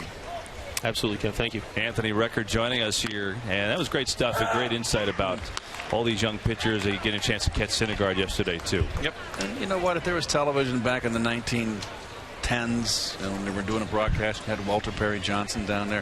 I'm sure our director was there. I understand. He's been around that long. Bill Webb, of course. You'd ask the same questions to Walter Perry Johnson. The game hasn't changed. Yeah. Throw strikes. Yeah. Be consistent. That's exactly Execute. it. Exactly right. That interview with Anthony, by the way, brought to you by Citi, as Dexter Fowler takes outside, works to count to 3-1 against Eric Goodell, who's yielded a 2-run home run to Villar, the shortstop, cutting the Mets lead to 4-2 as we play in the 5th.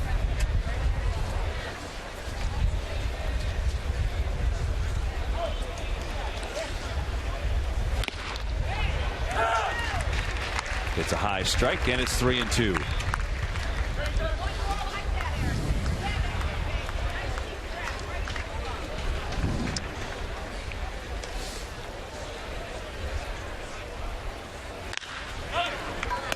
Down at first, Allen corrals it inning over. So 2-run home run for the Astros gets them on the board. We're halfway home, middle of 5 from Port St. Lucie. 4-2, Mets in front. Today's Mets-Astros Grapefruit League matchup, plus up-to-the-minute news, opinion, exclusive video straight from camp. It's on Mets Blog, presented by Verizon, and is part of the SNY.TV blog network. Josh Sadden leads it off for the Mets in the home 5th inning. Josh walked grounded out so far today, facing Luis Cruz, his 2nd inning of work.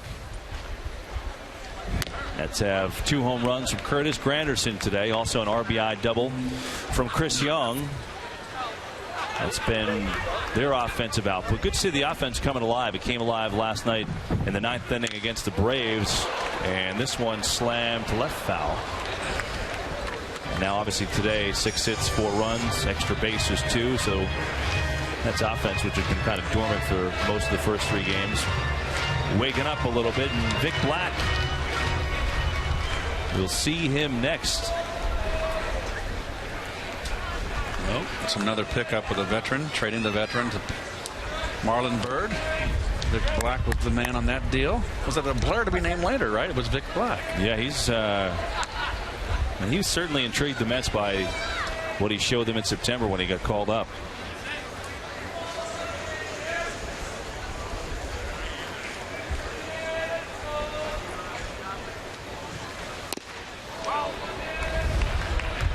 3-1 to Josh Satin.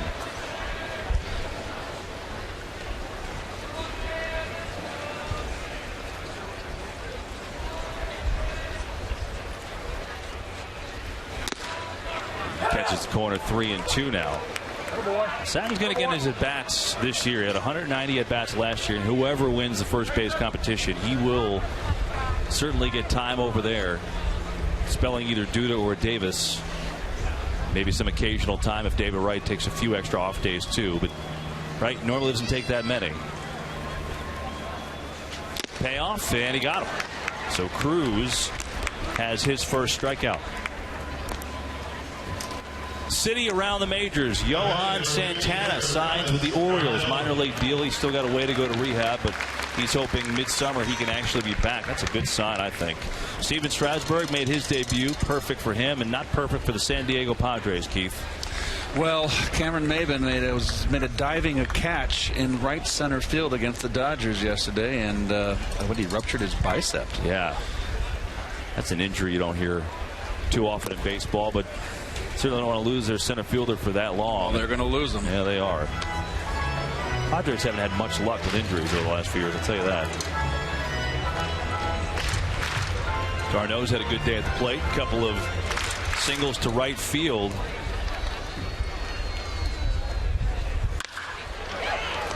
This one is short, and VR sidearms it over there. 2 down.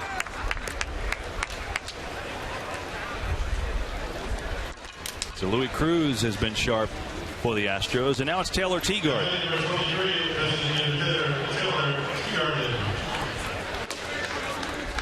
Walked in the first inning, struck out in the third.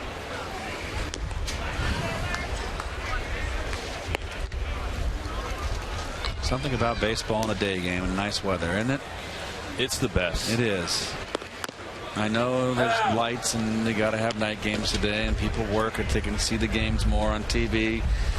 But there's something about a day game that is just fantastic. Yeah, it really is. That's Paul Clemens warming for the Astros. To see him next. I guess there are more day games during the year, during the regular season, to be honest. It's too bad every Saturday and Sunday just weren't automatic.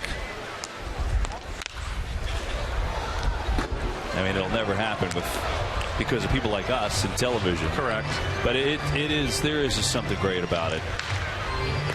And I remember when the Sunday night baseball came in, it was a big deal because the players union, whether they got more money than television money towards the pension for players. And there's strike 3 right there. Impressive inning for Cruz. Cruz makes quick work of the Mets. We played 5 in Port St. Lucie. Taking to Cruz on the Intercoastal in Fort Lauderdale. 4-2 Mets.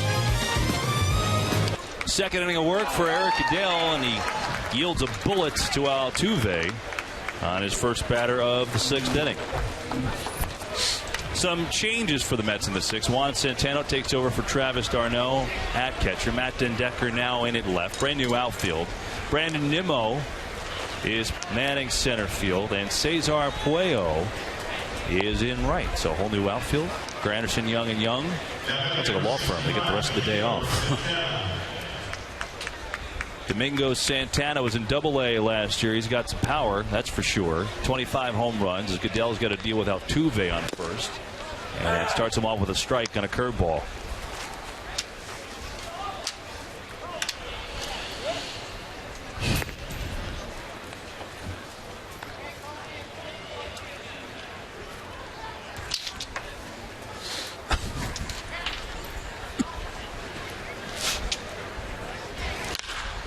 Santana's a guy that came over to the Astros in the Hunter Pence trade in 2011. It could be pretty fruitful if he can make it to the major leagues. They saw the debut of Jarrett Cozart, the pitcher that came back in that deal last year, and he was great. Cozart made 10 starts for these Astros and had an ERA of 1.95. If you remember, he took a no-hitter into the 7th inning, his first major league start against the Rays. So Astros have made all these trades, Keith, and trying to just build up an entire system. They have traded away literally every remnants of a major league veteran they had. I mean, their payroll at the end of last year was somewhere around $13 million, which, by the way, with the major league minimum at $500,000 is nearly impossible to do. They did it. They did a complete change with all their television announcers and radio.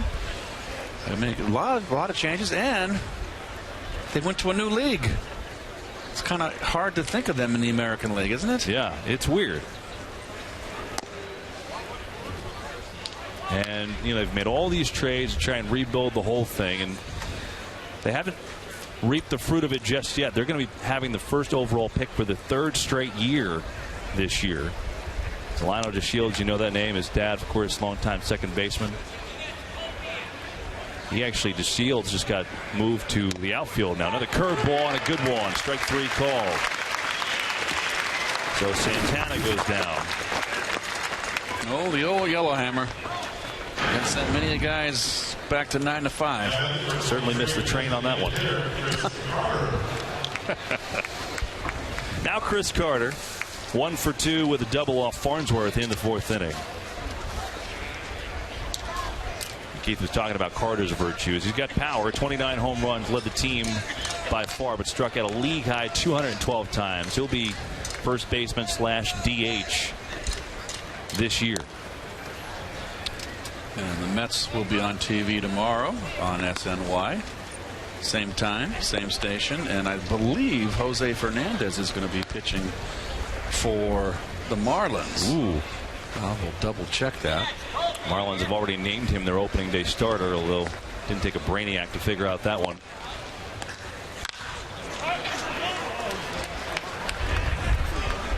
Quintanilla is going to call and catch, and there's 2 away.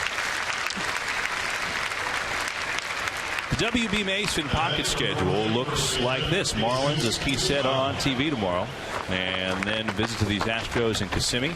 Cardinals here on Friday. Braves in town on Picks. I can't wait to get my new Picks 11 shirt in the mail. I do not work a Picks game, and that's going to be all for young Goodell. I got all SNY games. Well, you don't have to worry about the new shirts. I know. So Goodell is out after recording the first 2 outs, and Vic Black will come on in, get the final out of this 6th inning. Pitching change here in Port St. Lucie. Mets on top, 4-2.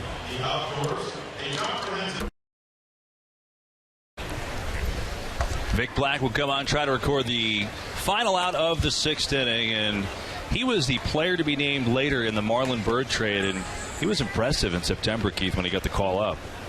Well, he's a hard thrower. He's got that little glove tap in his motion, as you can see. Or he taps his glove. But he's got a good strong arm. Pitched well last year in September. This is a big opportunity for him. Another Texan, correct? Indeed. He's got Guzman at the plate. Altuve paying attention to him. Guy who stole 35 bags last year.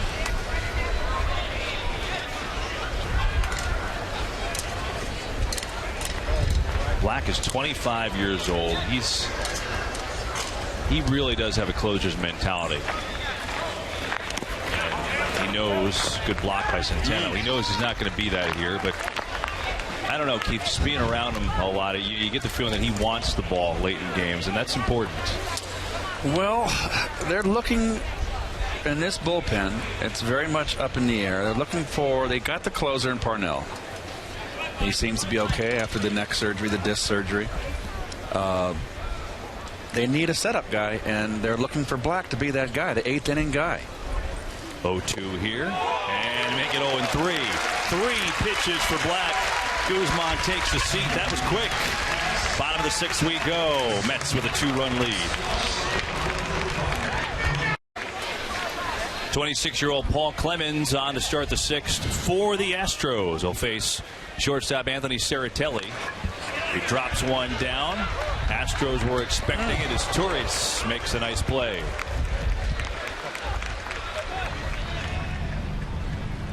What's going on in the hot Florida sun on the backfield is get that fly ball drill going. Now, back in the old days, now there's a lot of older days than my days, there wasn't that kind of machine. So you had coaches that were just adept, Kevin, at hitting pop-ups for catchers, because catchers need to work on pop-ups. Yeah, that's not easy. But there was no machine to do that. Yeah. So they had these coaches that can do it every time, that were expert at it. So you put putting another person out of work. It's unbelievable. Soon there'll be robots playing baseball, and we're all in trouble. Danny Muno, switch hitter, popped a home run earlier in the inter-squad game just before the spring game started. Well, this Paul Clemens pitched in 35 games last year, 73 innings, 5 starts, and 30 relief outings. 4 and 7, a 540 earned run average. Didn't fare well.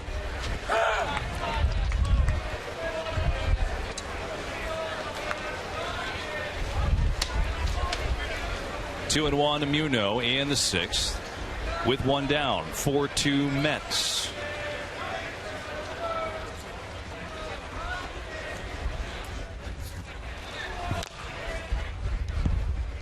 Muno is interesting. 8th round pick for the Mets from Fresno State back in 2011. The natural right-hander that's actually going on the field. It's spring training. Wilmer Flores, he's getting plenty of work on the backfields. 2-2. But, you know, he's always been a great on-base guy. Keith, you know, switch hitter, natural righty, as I said. He abandoned right-handed hitting at age 12 and didn't go back to it, didn't switch hits until he was a sophomore in college. So totally was left-handed for, you know, 8-9 years before he went back to the right side. And now, obviously, he's been switch hitting since then. I always thought it was hard enough to hit from one side. Yeah. I've always admired those switch hitters, particularly the guys like Mantle, Ted Simmons, Reggie Smith, the guys I played, were 300 hitters from both sides of the plate. And you know what's interesting is that most of the switch hitters became better hitters from their weak side. They were more power from their natural side. Became better average hitters on their on their opposite side because they worked at it more. I've always asked him why. Ted Simmons was just incredible. So was Reggie Smith. Yeah, I played with both of them when I came up with the Cardinals. And each one said it because I put more time into my weak side than my natural side. What do you think about giving up your natural side for that long? Well, just on the 12 left? years old, we made that decision for him. I think his dad helped. Okay, there you go. Your dad says you're not hitting, not switch hitting anymore. I guess you're not switch hitting anymore. Well, you know what? Gets him to the big leagues. Pretty great decision.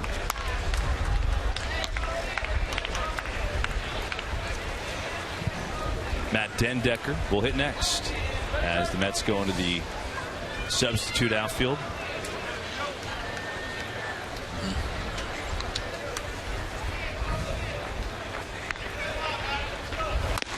And Muno draws the walk. He's been very good at that his entire minor league career so far, getting on base. So a 1-out walk, and now we'll see Matt Dendecker for the first time.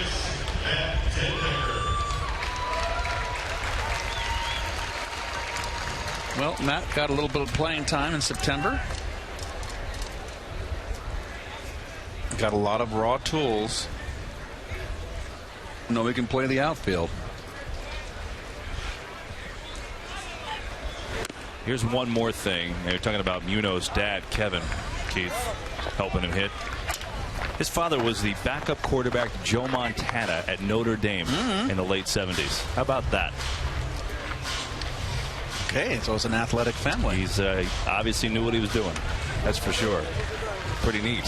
He shouldn't have went to Notre Dame.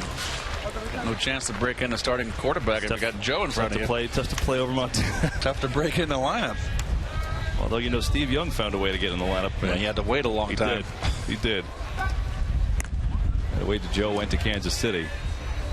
But you know what? If you just say you were a backup quarterback, who are you backing up? Well, Joe Montana. I mean, that's right. That makes it pretty good.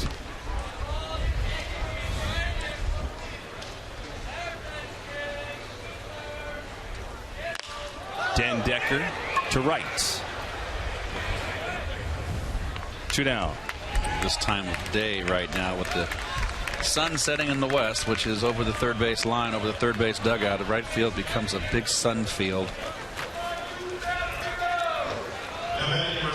Now Brandon Nimmo will get a turn. Had a chance to talk to him at all, Keith? No, I have not. He's something else, quite honestly. I mean, he's extremely polished, and yeah, he's got a long way to get through this Mets system yet. They certainly like what they see when they took him. There goes Muno on first movement, and no chance. Danny Muno has a stolen base. Nicely done. Good jump. And that's a steal. He didn't look back, so that's a straight steal.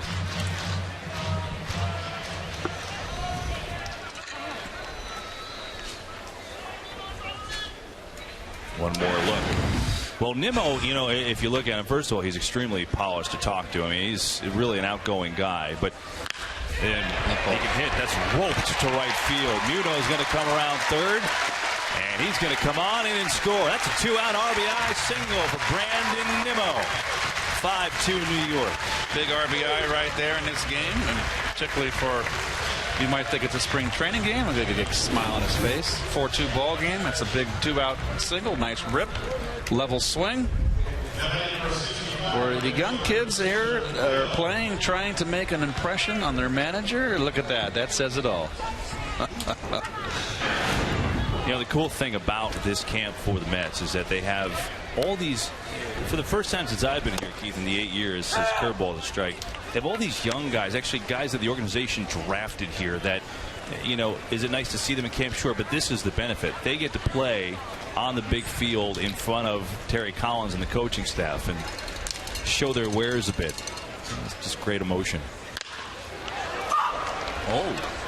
Well, not particularly thrilled as he makes the third out of the inning.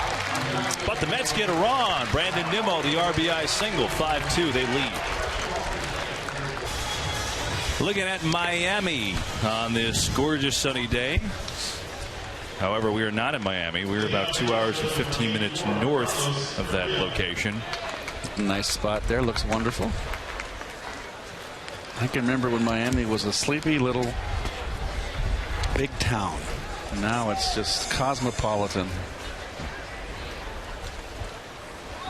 Rene Garcia is the hitter for the Astros as we move into the 7th inning. It is 5-2 Mets. Brandon Nimmo with an RBI single last frame. Curtis Granderson with 2 home runs today. That is the big story. And it's 1-1. Vic Black came on in the 6th to get 1 out, so this is first full inning. Bobby Doran is warming for the Astros.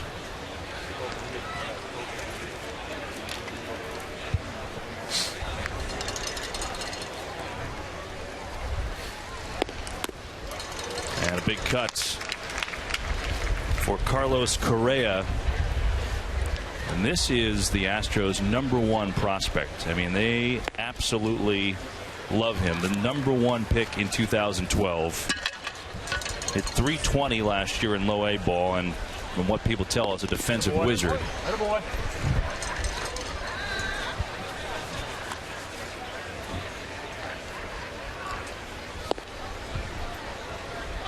Kind of glad the Astros went back to their original colors. That orange, what would you call that? Navy? It's not really a navy. It's kind of a purplish blue. Yeah, it's a good question. I'd like to see where they have it listed in the media guide, but I like them. It's a much better looking uniform. Remember those orange ones they had when in the 80s? Oh my God, they were awful. I like that logo. Yeah, I like the orange hats myself too. Pat Listach. Yes, I don't like usually two-tone hats. I think it works with this uniform. It works well. And there's a walk, so Correa on base, stole 10 bases last year. And we'll watch him at first. Today at 5:30, Chris Carlin, Adam Shine have all the latest news from Mets and Yankees spring training with insider info, exclusive interviews straight from camp. That's Loudmouth, presented by Caesars Atlantic City. Today at 5:30, only on SNY, Shine and Carlin.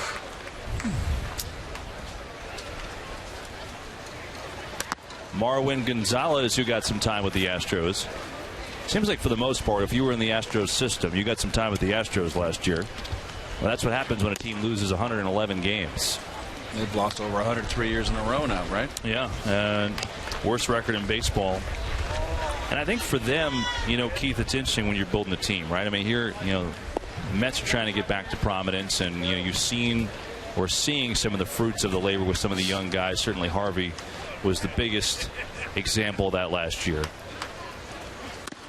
As it's outside of Gonzalez, and Black falls behind 2-0 now. But I mean, this right here is it's a long year. That's what that is. It's a flat-out disaster. I mean, and here's the thing: they scored the fewest runs, they had the worst ERA in the American League, and they led Major League Baseball with 125 errors. I mean, there was not one thing which they did well, and that's a problem.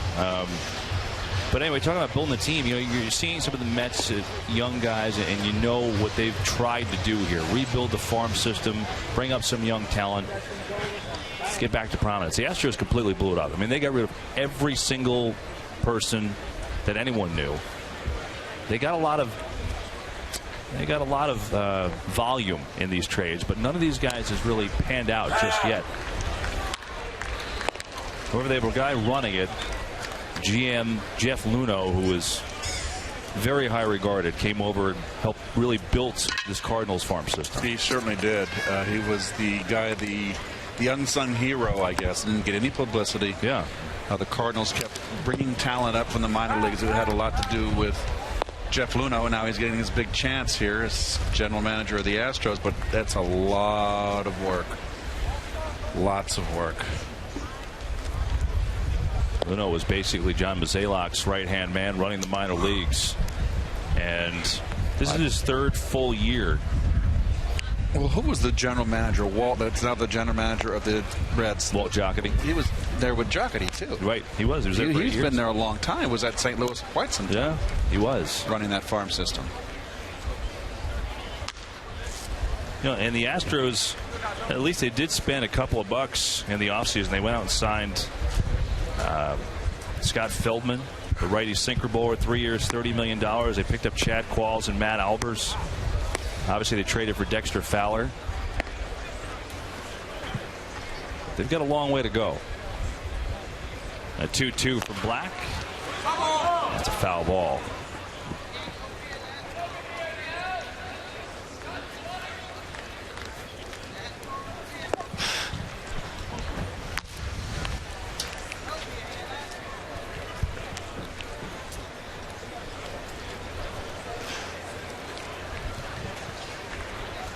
Astros have had pitchers up all day because their starting Rudy Owens only went a third of an inning.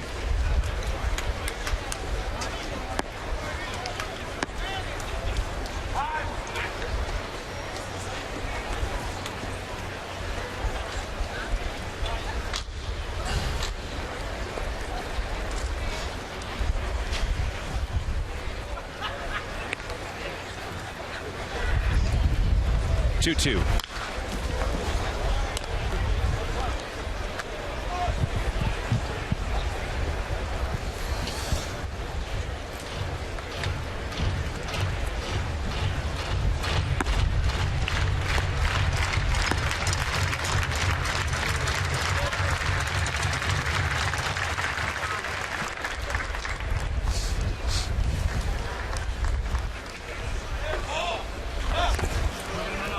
And it's blocked by Centeno. Vic having a little difficulty with his breaking ball today, and so far can't get it over.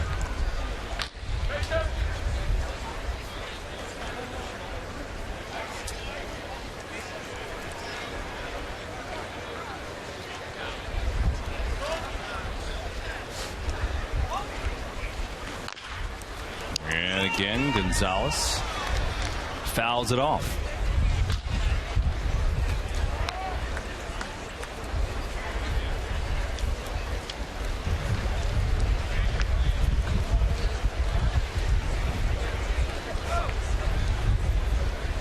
Well, the minor leaguers are done. Those fields are empty in the back there.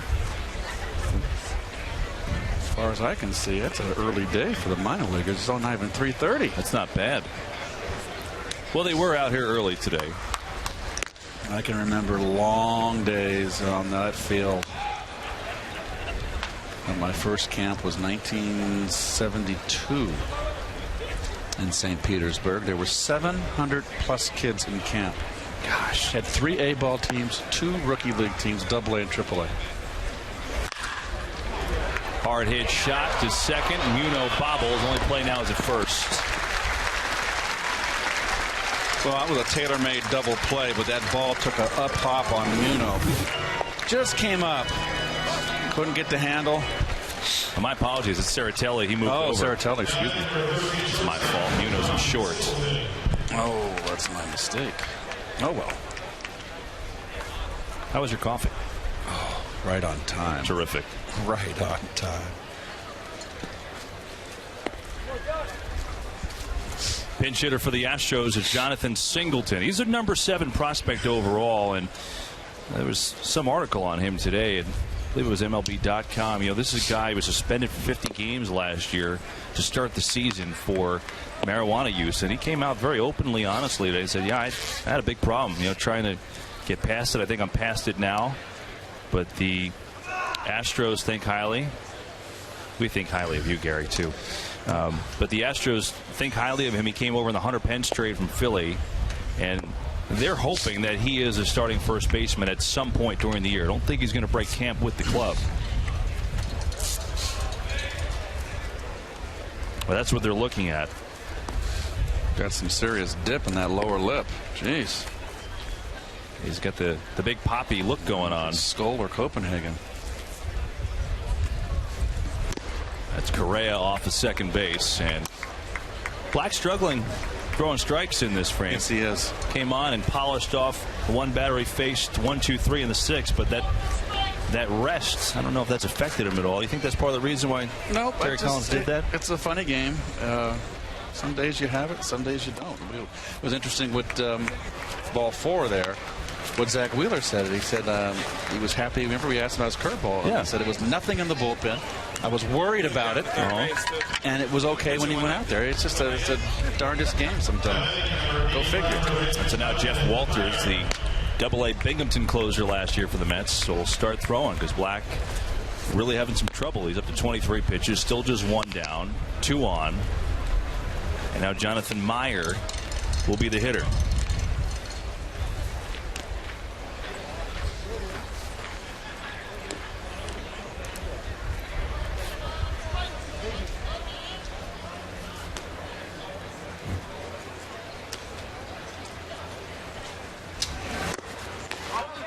Black again missing. He is really laboring out there.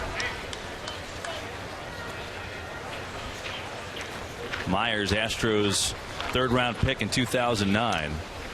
At the plate as Dan Worthen looks on. And Black 2-0.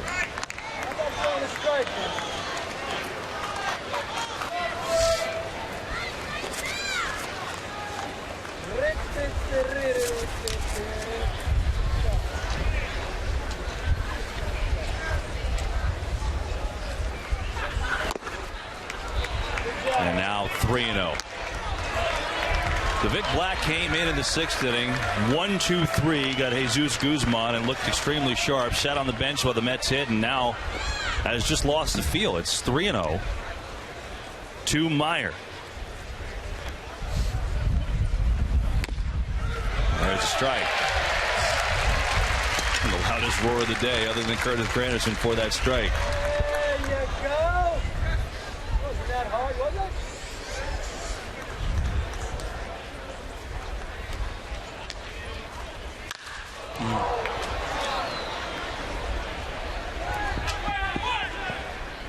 Brandon Nimmo puts it away. 2 down.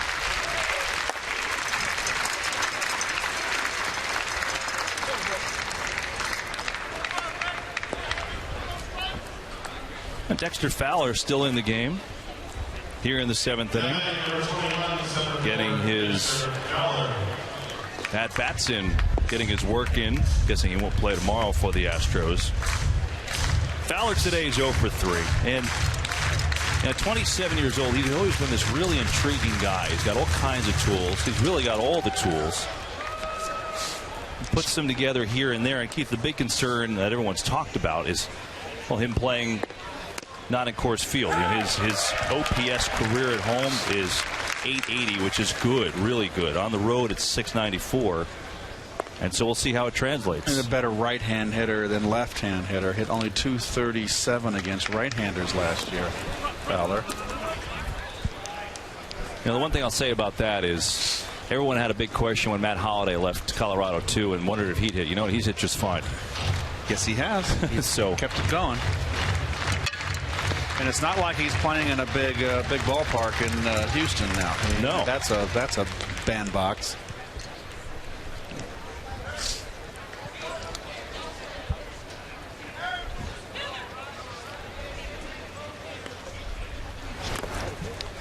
So I just mentioned to my my dear friend and producer, Greg Picker, that Niagara Falls is frozen over. Really?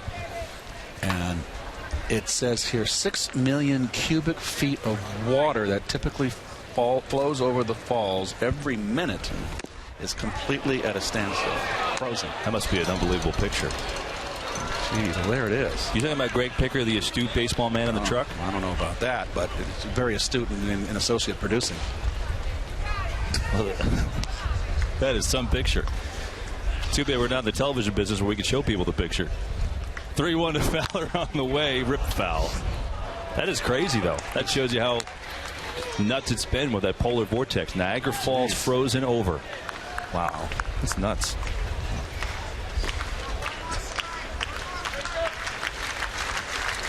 You been talking to Gary lately? Polar vortex? You don't know the polar vortex? Of course I do know what it is. I mean, Gary would have better. Gary's the weather guy. He'd have more clarification on that. Gary? He's not talking today. Ball 4. Vic Black has now walked the bases loaded. And Terry Collins has seen enough.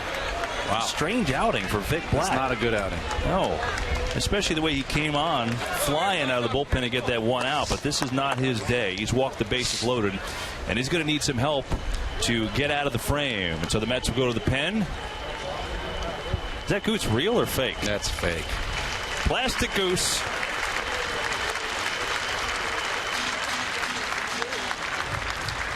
Jeff Walters comes into quite the pickle. Bases loaded for the Astros. Vic Black struggled, walked them all loaded, and now it's Walters with 2 down trying to get out of a jam. Trying to bail out Vic, Mr. Black.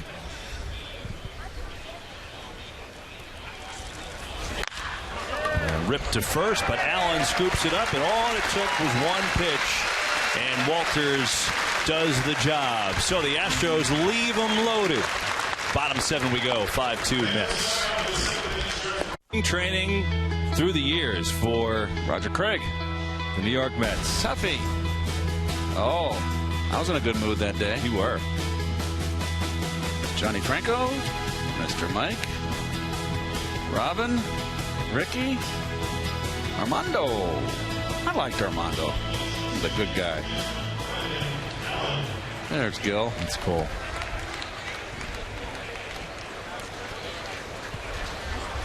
Good stuff from our guys in the truck. Nicely done, fellas. Bobby Dorian on a pitch, 4th rounder in 2010, pitched to AAA for these Astros last year, and facing Brandon Allen. 0 for 3 today. And Allen retired 1 down. Boy, Bobby. Boy, Bobby.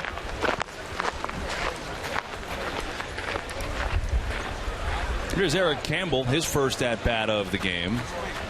Campbell put together some good numbers at AAA last year.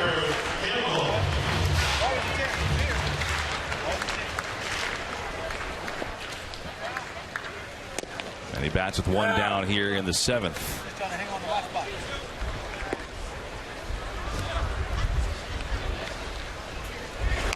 And takes one in the back. He'll take first base.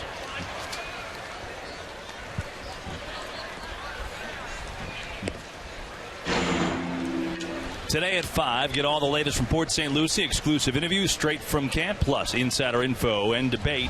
Mets continue their Grapefruit League schedule on Daily News Live, presented by Citius. Today at 5, only on SNY. Juan Centeno, the catcher, will get a chance. Good numbers with Vegas. Came up with the Mets last year, best known in his short tenure with the team. He takes ball 1 for throwing out Billy Hamilton in Cincinnati. Remember that? The speedster who came up, what was Hamilton? 13 of his first 13 steals in like 2 minutes. It's whether he's going to hit or not. He can't steal first base. Well, he's going to be their center fielder this year. With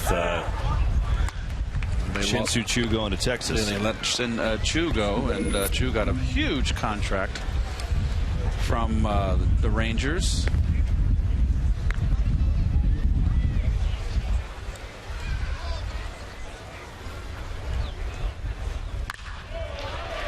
Punch to left, base hit. So Centeno's got a 1-out single, first and second for the Mets. And Anthony Recker, we spoke to earlier, will get his first at bat.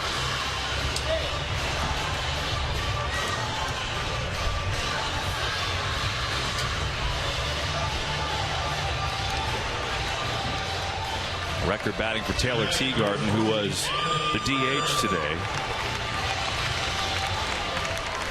See the 6 home runs last year in backup duty, originally for John Buck and then for Travis d'Arnaud later in the year.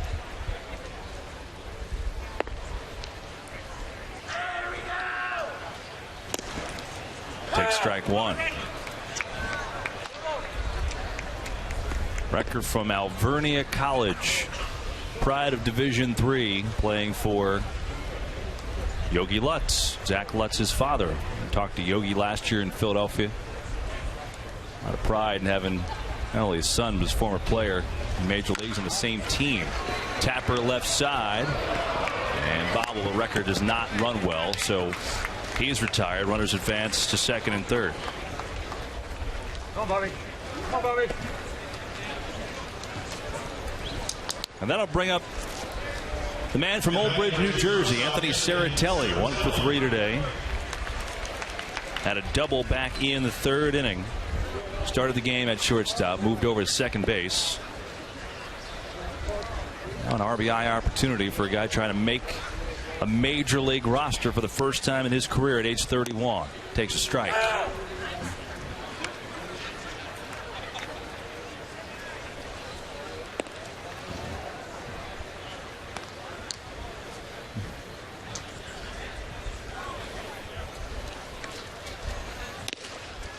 It's quickly 0-2. What did the Mets like about Serratelli when they went out and got him this offseason? Well, how about a 37% career on base percentage in the minor leagues, and the fact that he's 74 of 84 stealing bases the last 3 years. Switch hitter, can play every infield position. 0-2 here, though.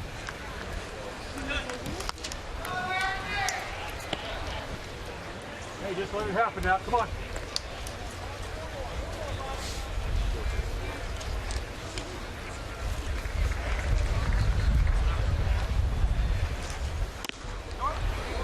Breaking ball never broke, and Serratelli works it to 2-2.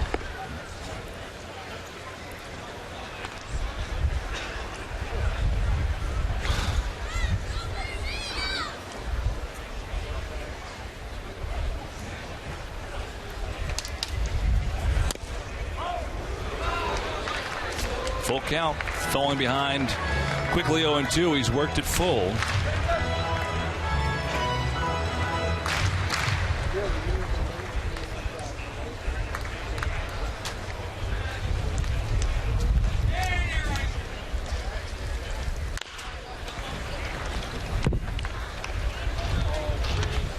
Come on, Bobby. Win this battle, Bobby. Come on.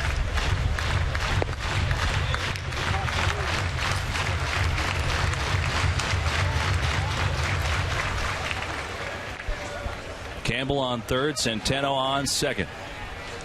2 down, full count, bottom 7. Mets up by 3. You heard Serratelli say, ow, that hurts. walk it off.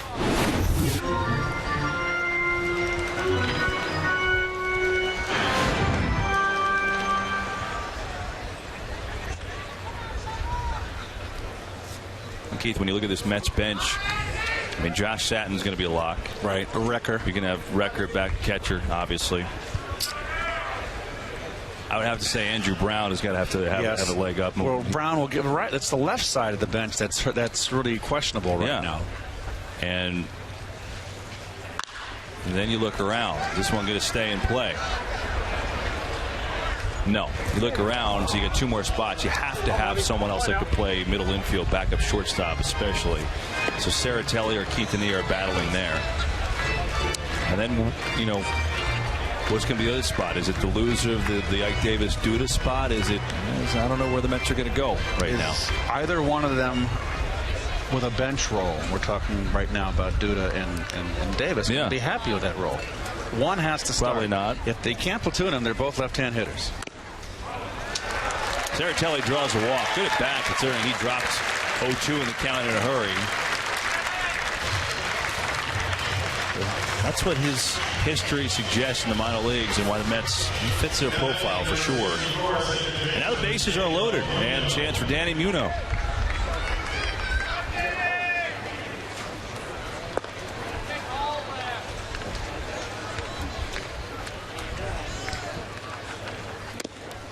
Takes strike 1. Come on, Bobby. Come on now.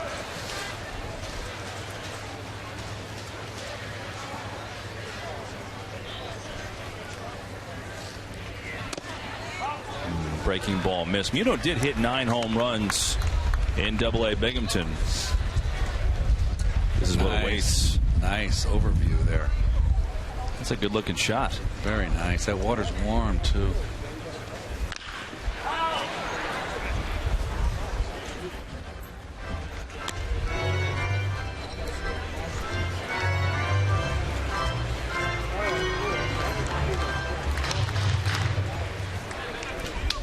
That looked like the Diplomat down in Hollywood. It's a nice place. 1-2. And Muno down on strike. So the Mets leave the bases loaded. An opportunity goes by the wayside. We're through 7 in Port St. Lucie. 5-2 New York. The City Field in 2014 for Family Sundays features family-themed entertainment on Mets Plaza before the game, cool giveaways, plus after the game, kids run the bases in the Mr. Met Dash. For tickets, visit Mets.com/Family Sundays. So Jeff Walters, who came in relief of Vic Black in a bases-loaded situation last inning, just 1 pitch got out of the jam. Now we'll get a full inning in the 8th. Had 38 saves in AA Binghamton last year. 38 saves at any level is pretty darn impressive. Well, that's an outstanding year. He struggled his first time out, opening day. He got hit pretty hard.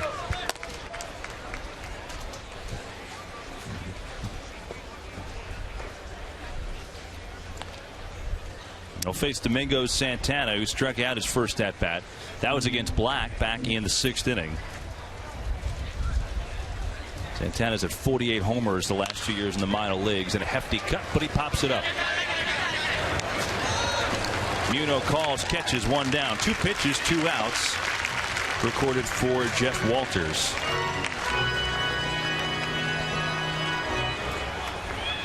Keith, it's interesting for Walters. So he's a 7th-round pick for the Mets in 2010 out of Georgia, but he was drafted before that 4 separate times.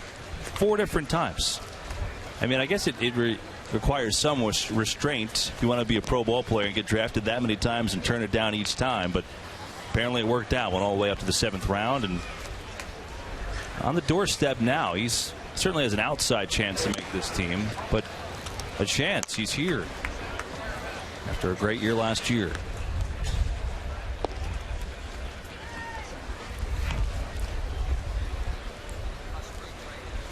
One-0 count to Preston Tucker.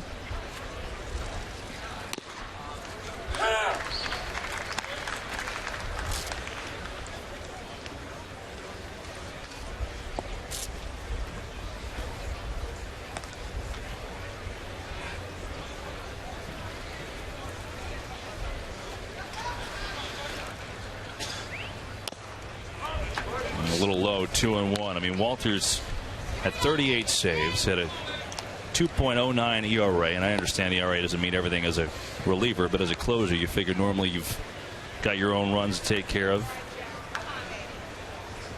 Interesting note about him too. He's a fastball slider guy. And it's 2-2. But you know, Keith, he's one of these guys that has happened to other guys before that his fastball gained velocity and a good amount of it once he went to the bullpen. Once he became a reliever. I mean, he went from throwing, you know what, high 80s to 90, all of a sudden to mid 90s. He went up a significant amount. Well, the guy that comes to mind for me that I played against, that's kind of a similar situation, but it was Steve Bedrosian, threw very hard. He was with Atlanta then, and they started him in the season in the rotation. He threw bullets the first 2 at bats. After the 5th inning, he lost. He went from like 95 to 89. I mean, wow. And then he got traded to Philly. And what did Philly do? Put him in the bullpen as a closer. It was unbelievable. He was throwing 97, and he could bring it. Yeah.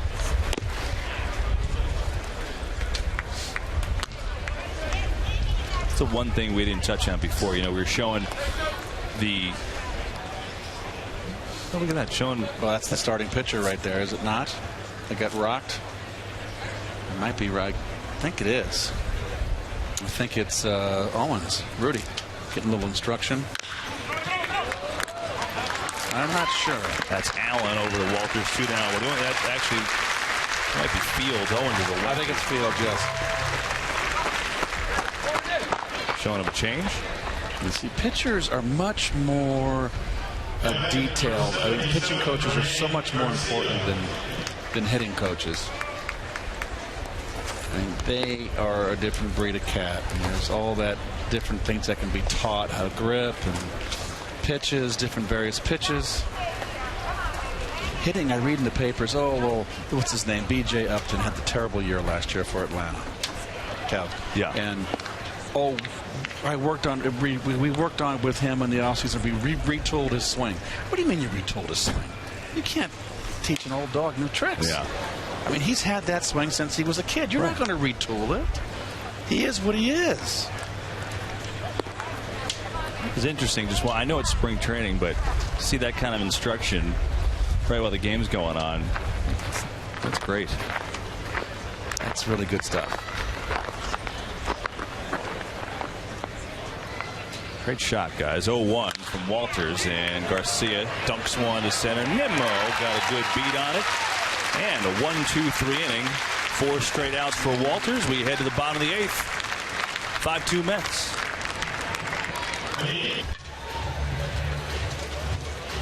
Well, it's all the things New York sports, all on one site, SNY.TV, the ultimate blog network featuring a continuous flow of sports news straight from the best New York sports blogs. SNY.TV, your online home of all things New York sports. Nick Tropiano from West Islip, New York, went to Stony Brook, gets a chance for the Astros in the bottom of the 8th inning. We know that he was selected in the 5th round of the 11 draft out of Stony Brook, and we know this. He strikes out a lot of people. I mean, he's 130 strikeouts and 133 innings last year, 69 strikeouts in 70 innings in A-ball the year before. He'll face Matt Den Decker to start it off with Brandon Nimmo next. Mets up by 3 in the 8th, and it's ball 1.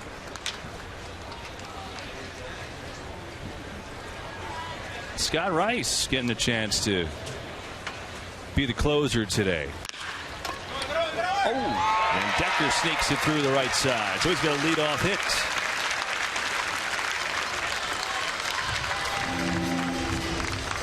Mets Marlins tomorrow. Dylan G. Jose Fernandez. Good starting matchup. 1 o'clock on SNY. Gary and Keith have the call. Oh. Like that? Not you. Are you going to be on the sidelines? I'm not going to be on the sidelines. I'm not. Well, good for you. You going up north? I'm going home tonight for a couple quick nights.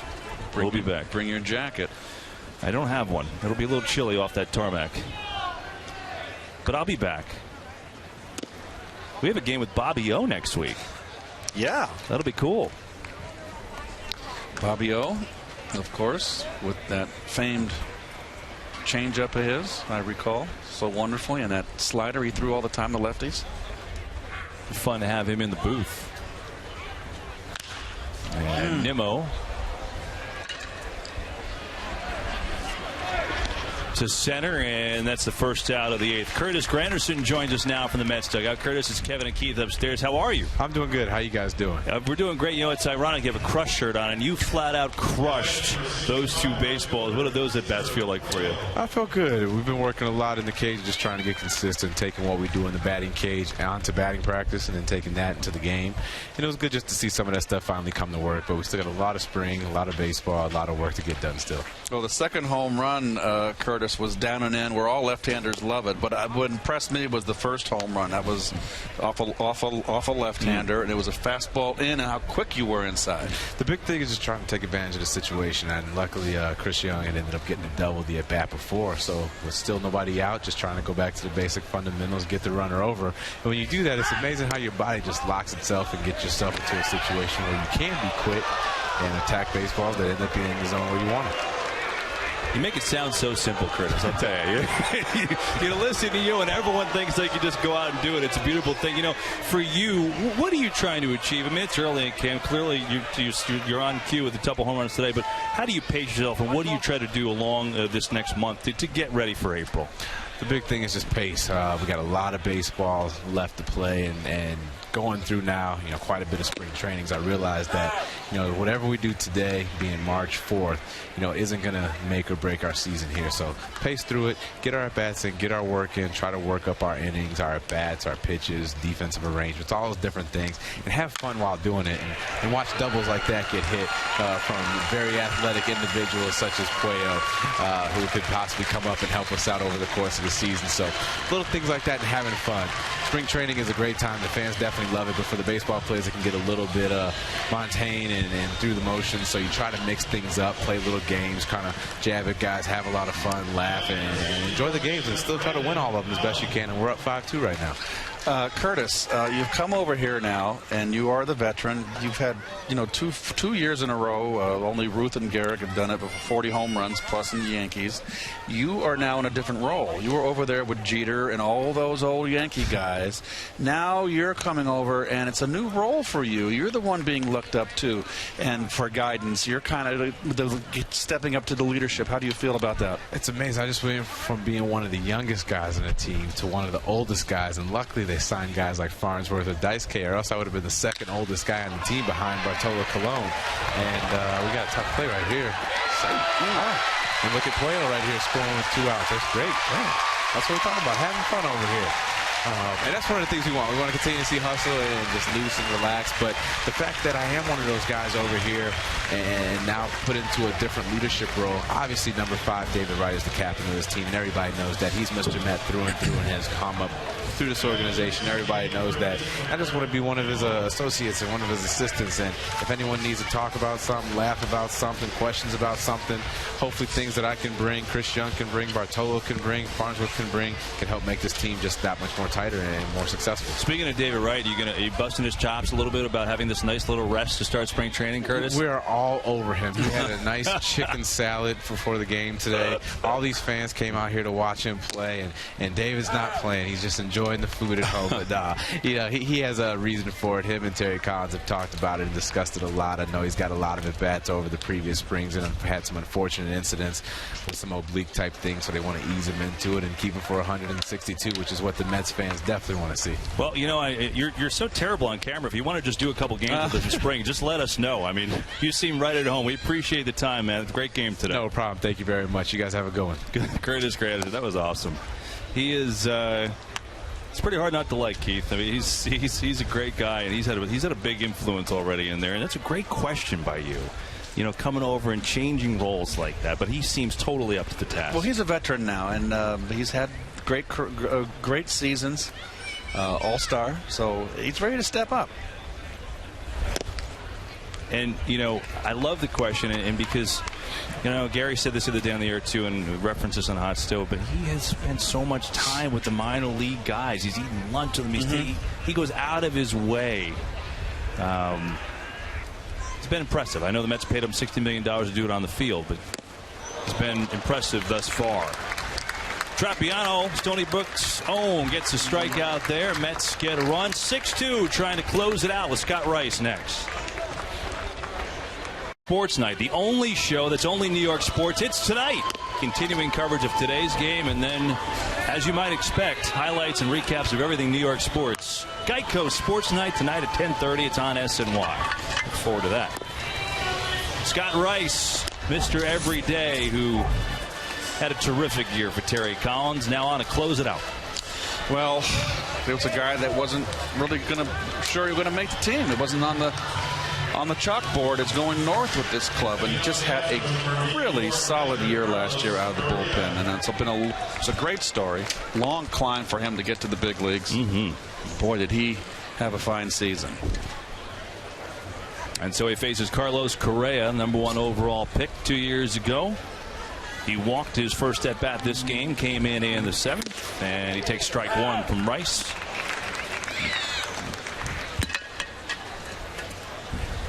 Mets up 6-2, looking to get their second straight win this spring.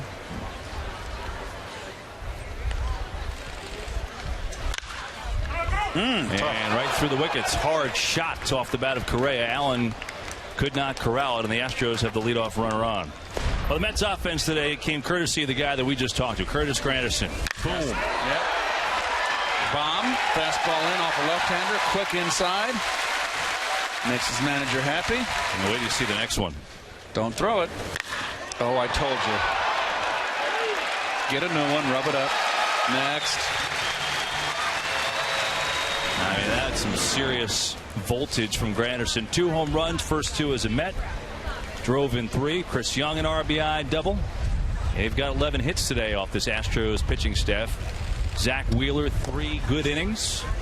He looks sharp today. So some positive storylines on a Tuesday afternoon for Port St. Lucie as Marwin Gonzalez is the batter. Well, from the Mets, who lost their first 3 games in the spring and won their first game yesterday, looking to go 2-3 on this young spring training season. There you go. And can't get to that one. It looked like he had a beat on it. He did. He just misjudged it. Boy, oh boy, when you're young like that, you got to make that play. It's a double play ball. That's a double play ball is right. Well, everybody makes errors. He couldn't get in front. He tried to get in front and got caught in between.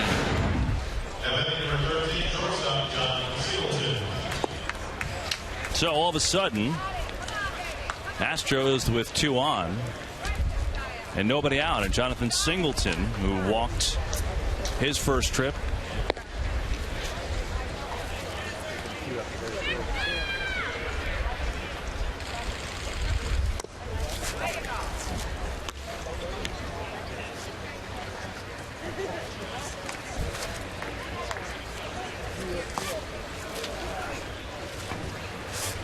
Astros hoping that Singleton can be their first baseman long term.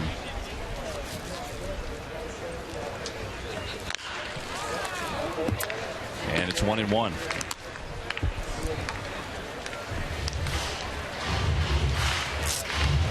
Astros don't exactly play in the easiest division in the world either. And they've got the Oakland A's, the Texas Rangers. And Houston was, I believe, what, 6-32 against those 2 teams last year?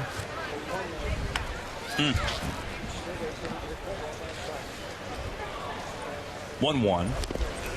And it's blocked by Centeno.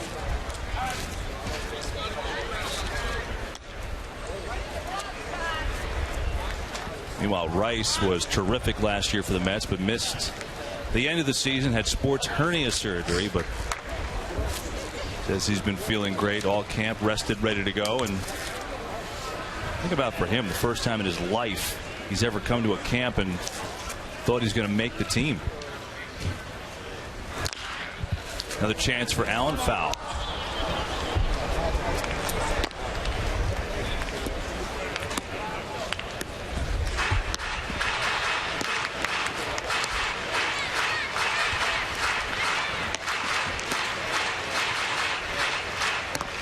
question about Rice is not really about him, but it's about, do the Mets include another lefty in the bullpen? Derek Collins wants to.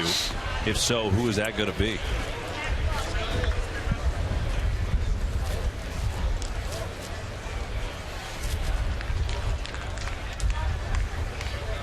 Two. Allen. And that's all they'll get. So, Mets get an out of it. Runners at the corners now, as Gonzalez is retired.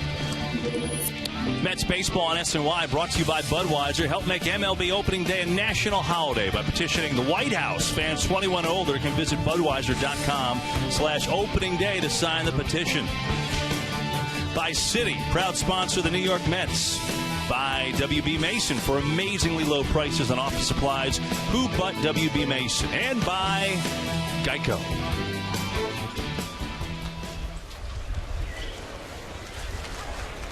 Jonathan Meyer, the hitter, 1 down. And the Mets up by 4 here in the 9th.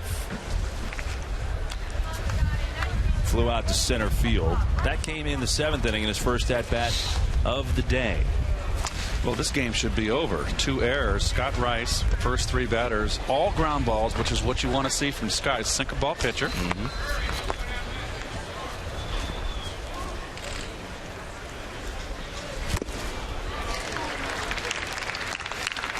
It's 1-1.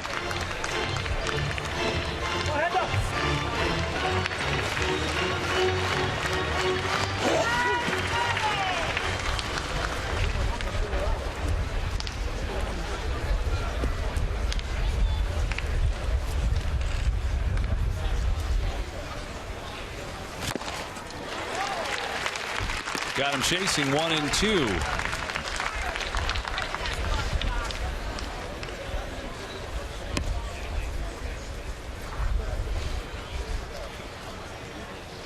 And just a note for the Mets fans tuning in, injury note, I guess some positives going on Thursday. Got him.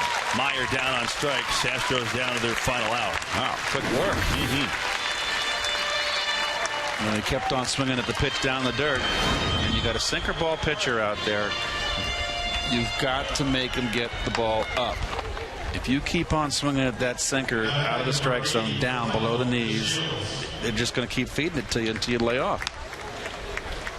Delano DeShields, the final hope for the Astros now with runners on the corner. Just finishing the thought on Thursday, Keith. Bobby Parnell, Bartolo Colon has been dealing with a calf, and then Jonathan Neese, we showed you earlier, coming back from that shoulder weakness. All pitching in a B game here on Thursday. So that's hopefully a big step forward for all those guys and get them closer to being ready for opening day. Still a long way to go. Yeah. Better to get the injuries out of the way early. There's Bob.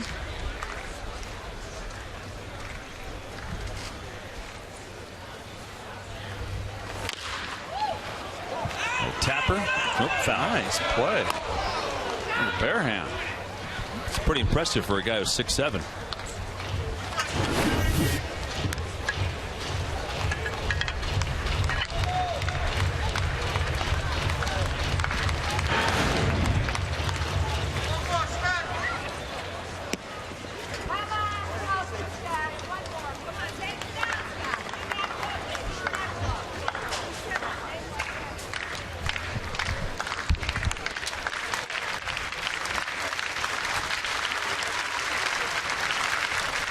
Well, play behind, of course.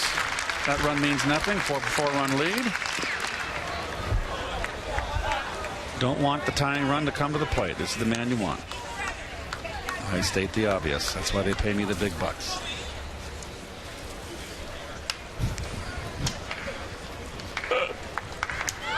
It is 1-2 to Delano DeShields Jr. Rice trying to wrap it up. And he does just that. Strike 3, and this game is over. The Mets take it over the Astros 6-2 this afternoon.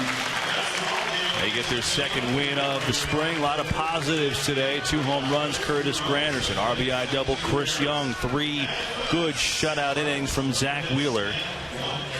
And the Mets get the victory. It took 3 hours and 2 minutes. There you see these superlatives. And it's on to face the Marlins tomorrow at 1 o'clock on SNY. Jose Fernandez, the Rookie of the Year, is going to pitch for the Marlins. Going to start. There's Terry Collins, going to win number 2 for the Mets. Granderson, as Kevin said, a big day. Mets banged out 11 hits. So all good. Mets win it 6-2. For Keith Hernandez, I'm Kevin Burkhardt. I want to thank you for tuning in this afternoon. Marlins and Mets tomorrow at 1. Dylan G on the hill. Gary back for the call. Thanks for watching, everyone. Mets win it. We'll see you tomorrow. Have a good night.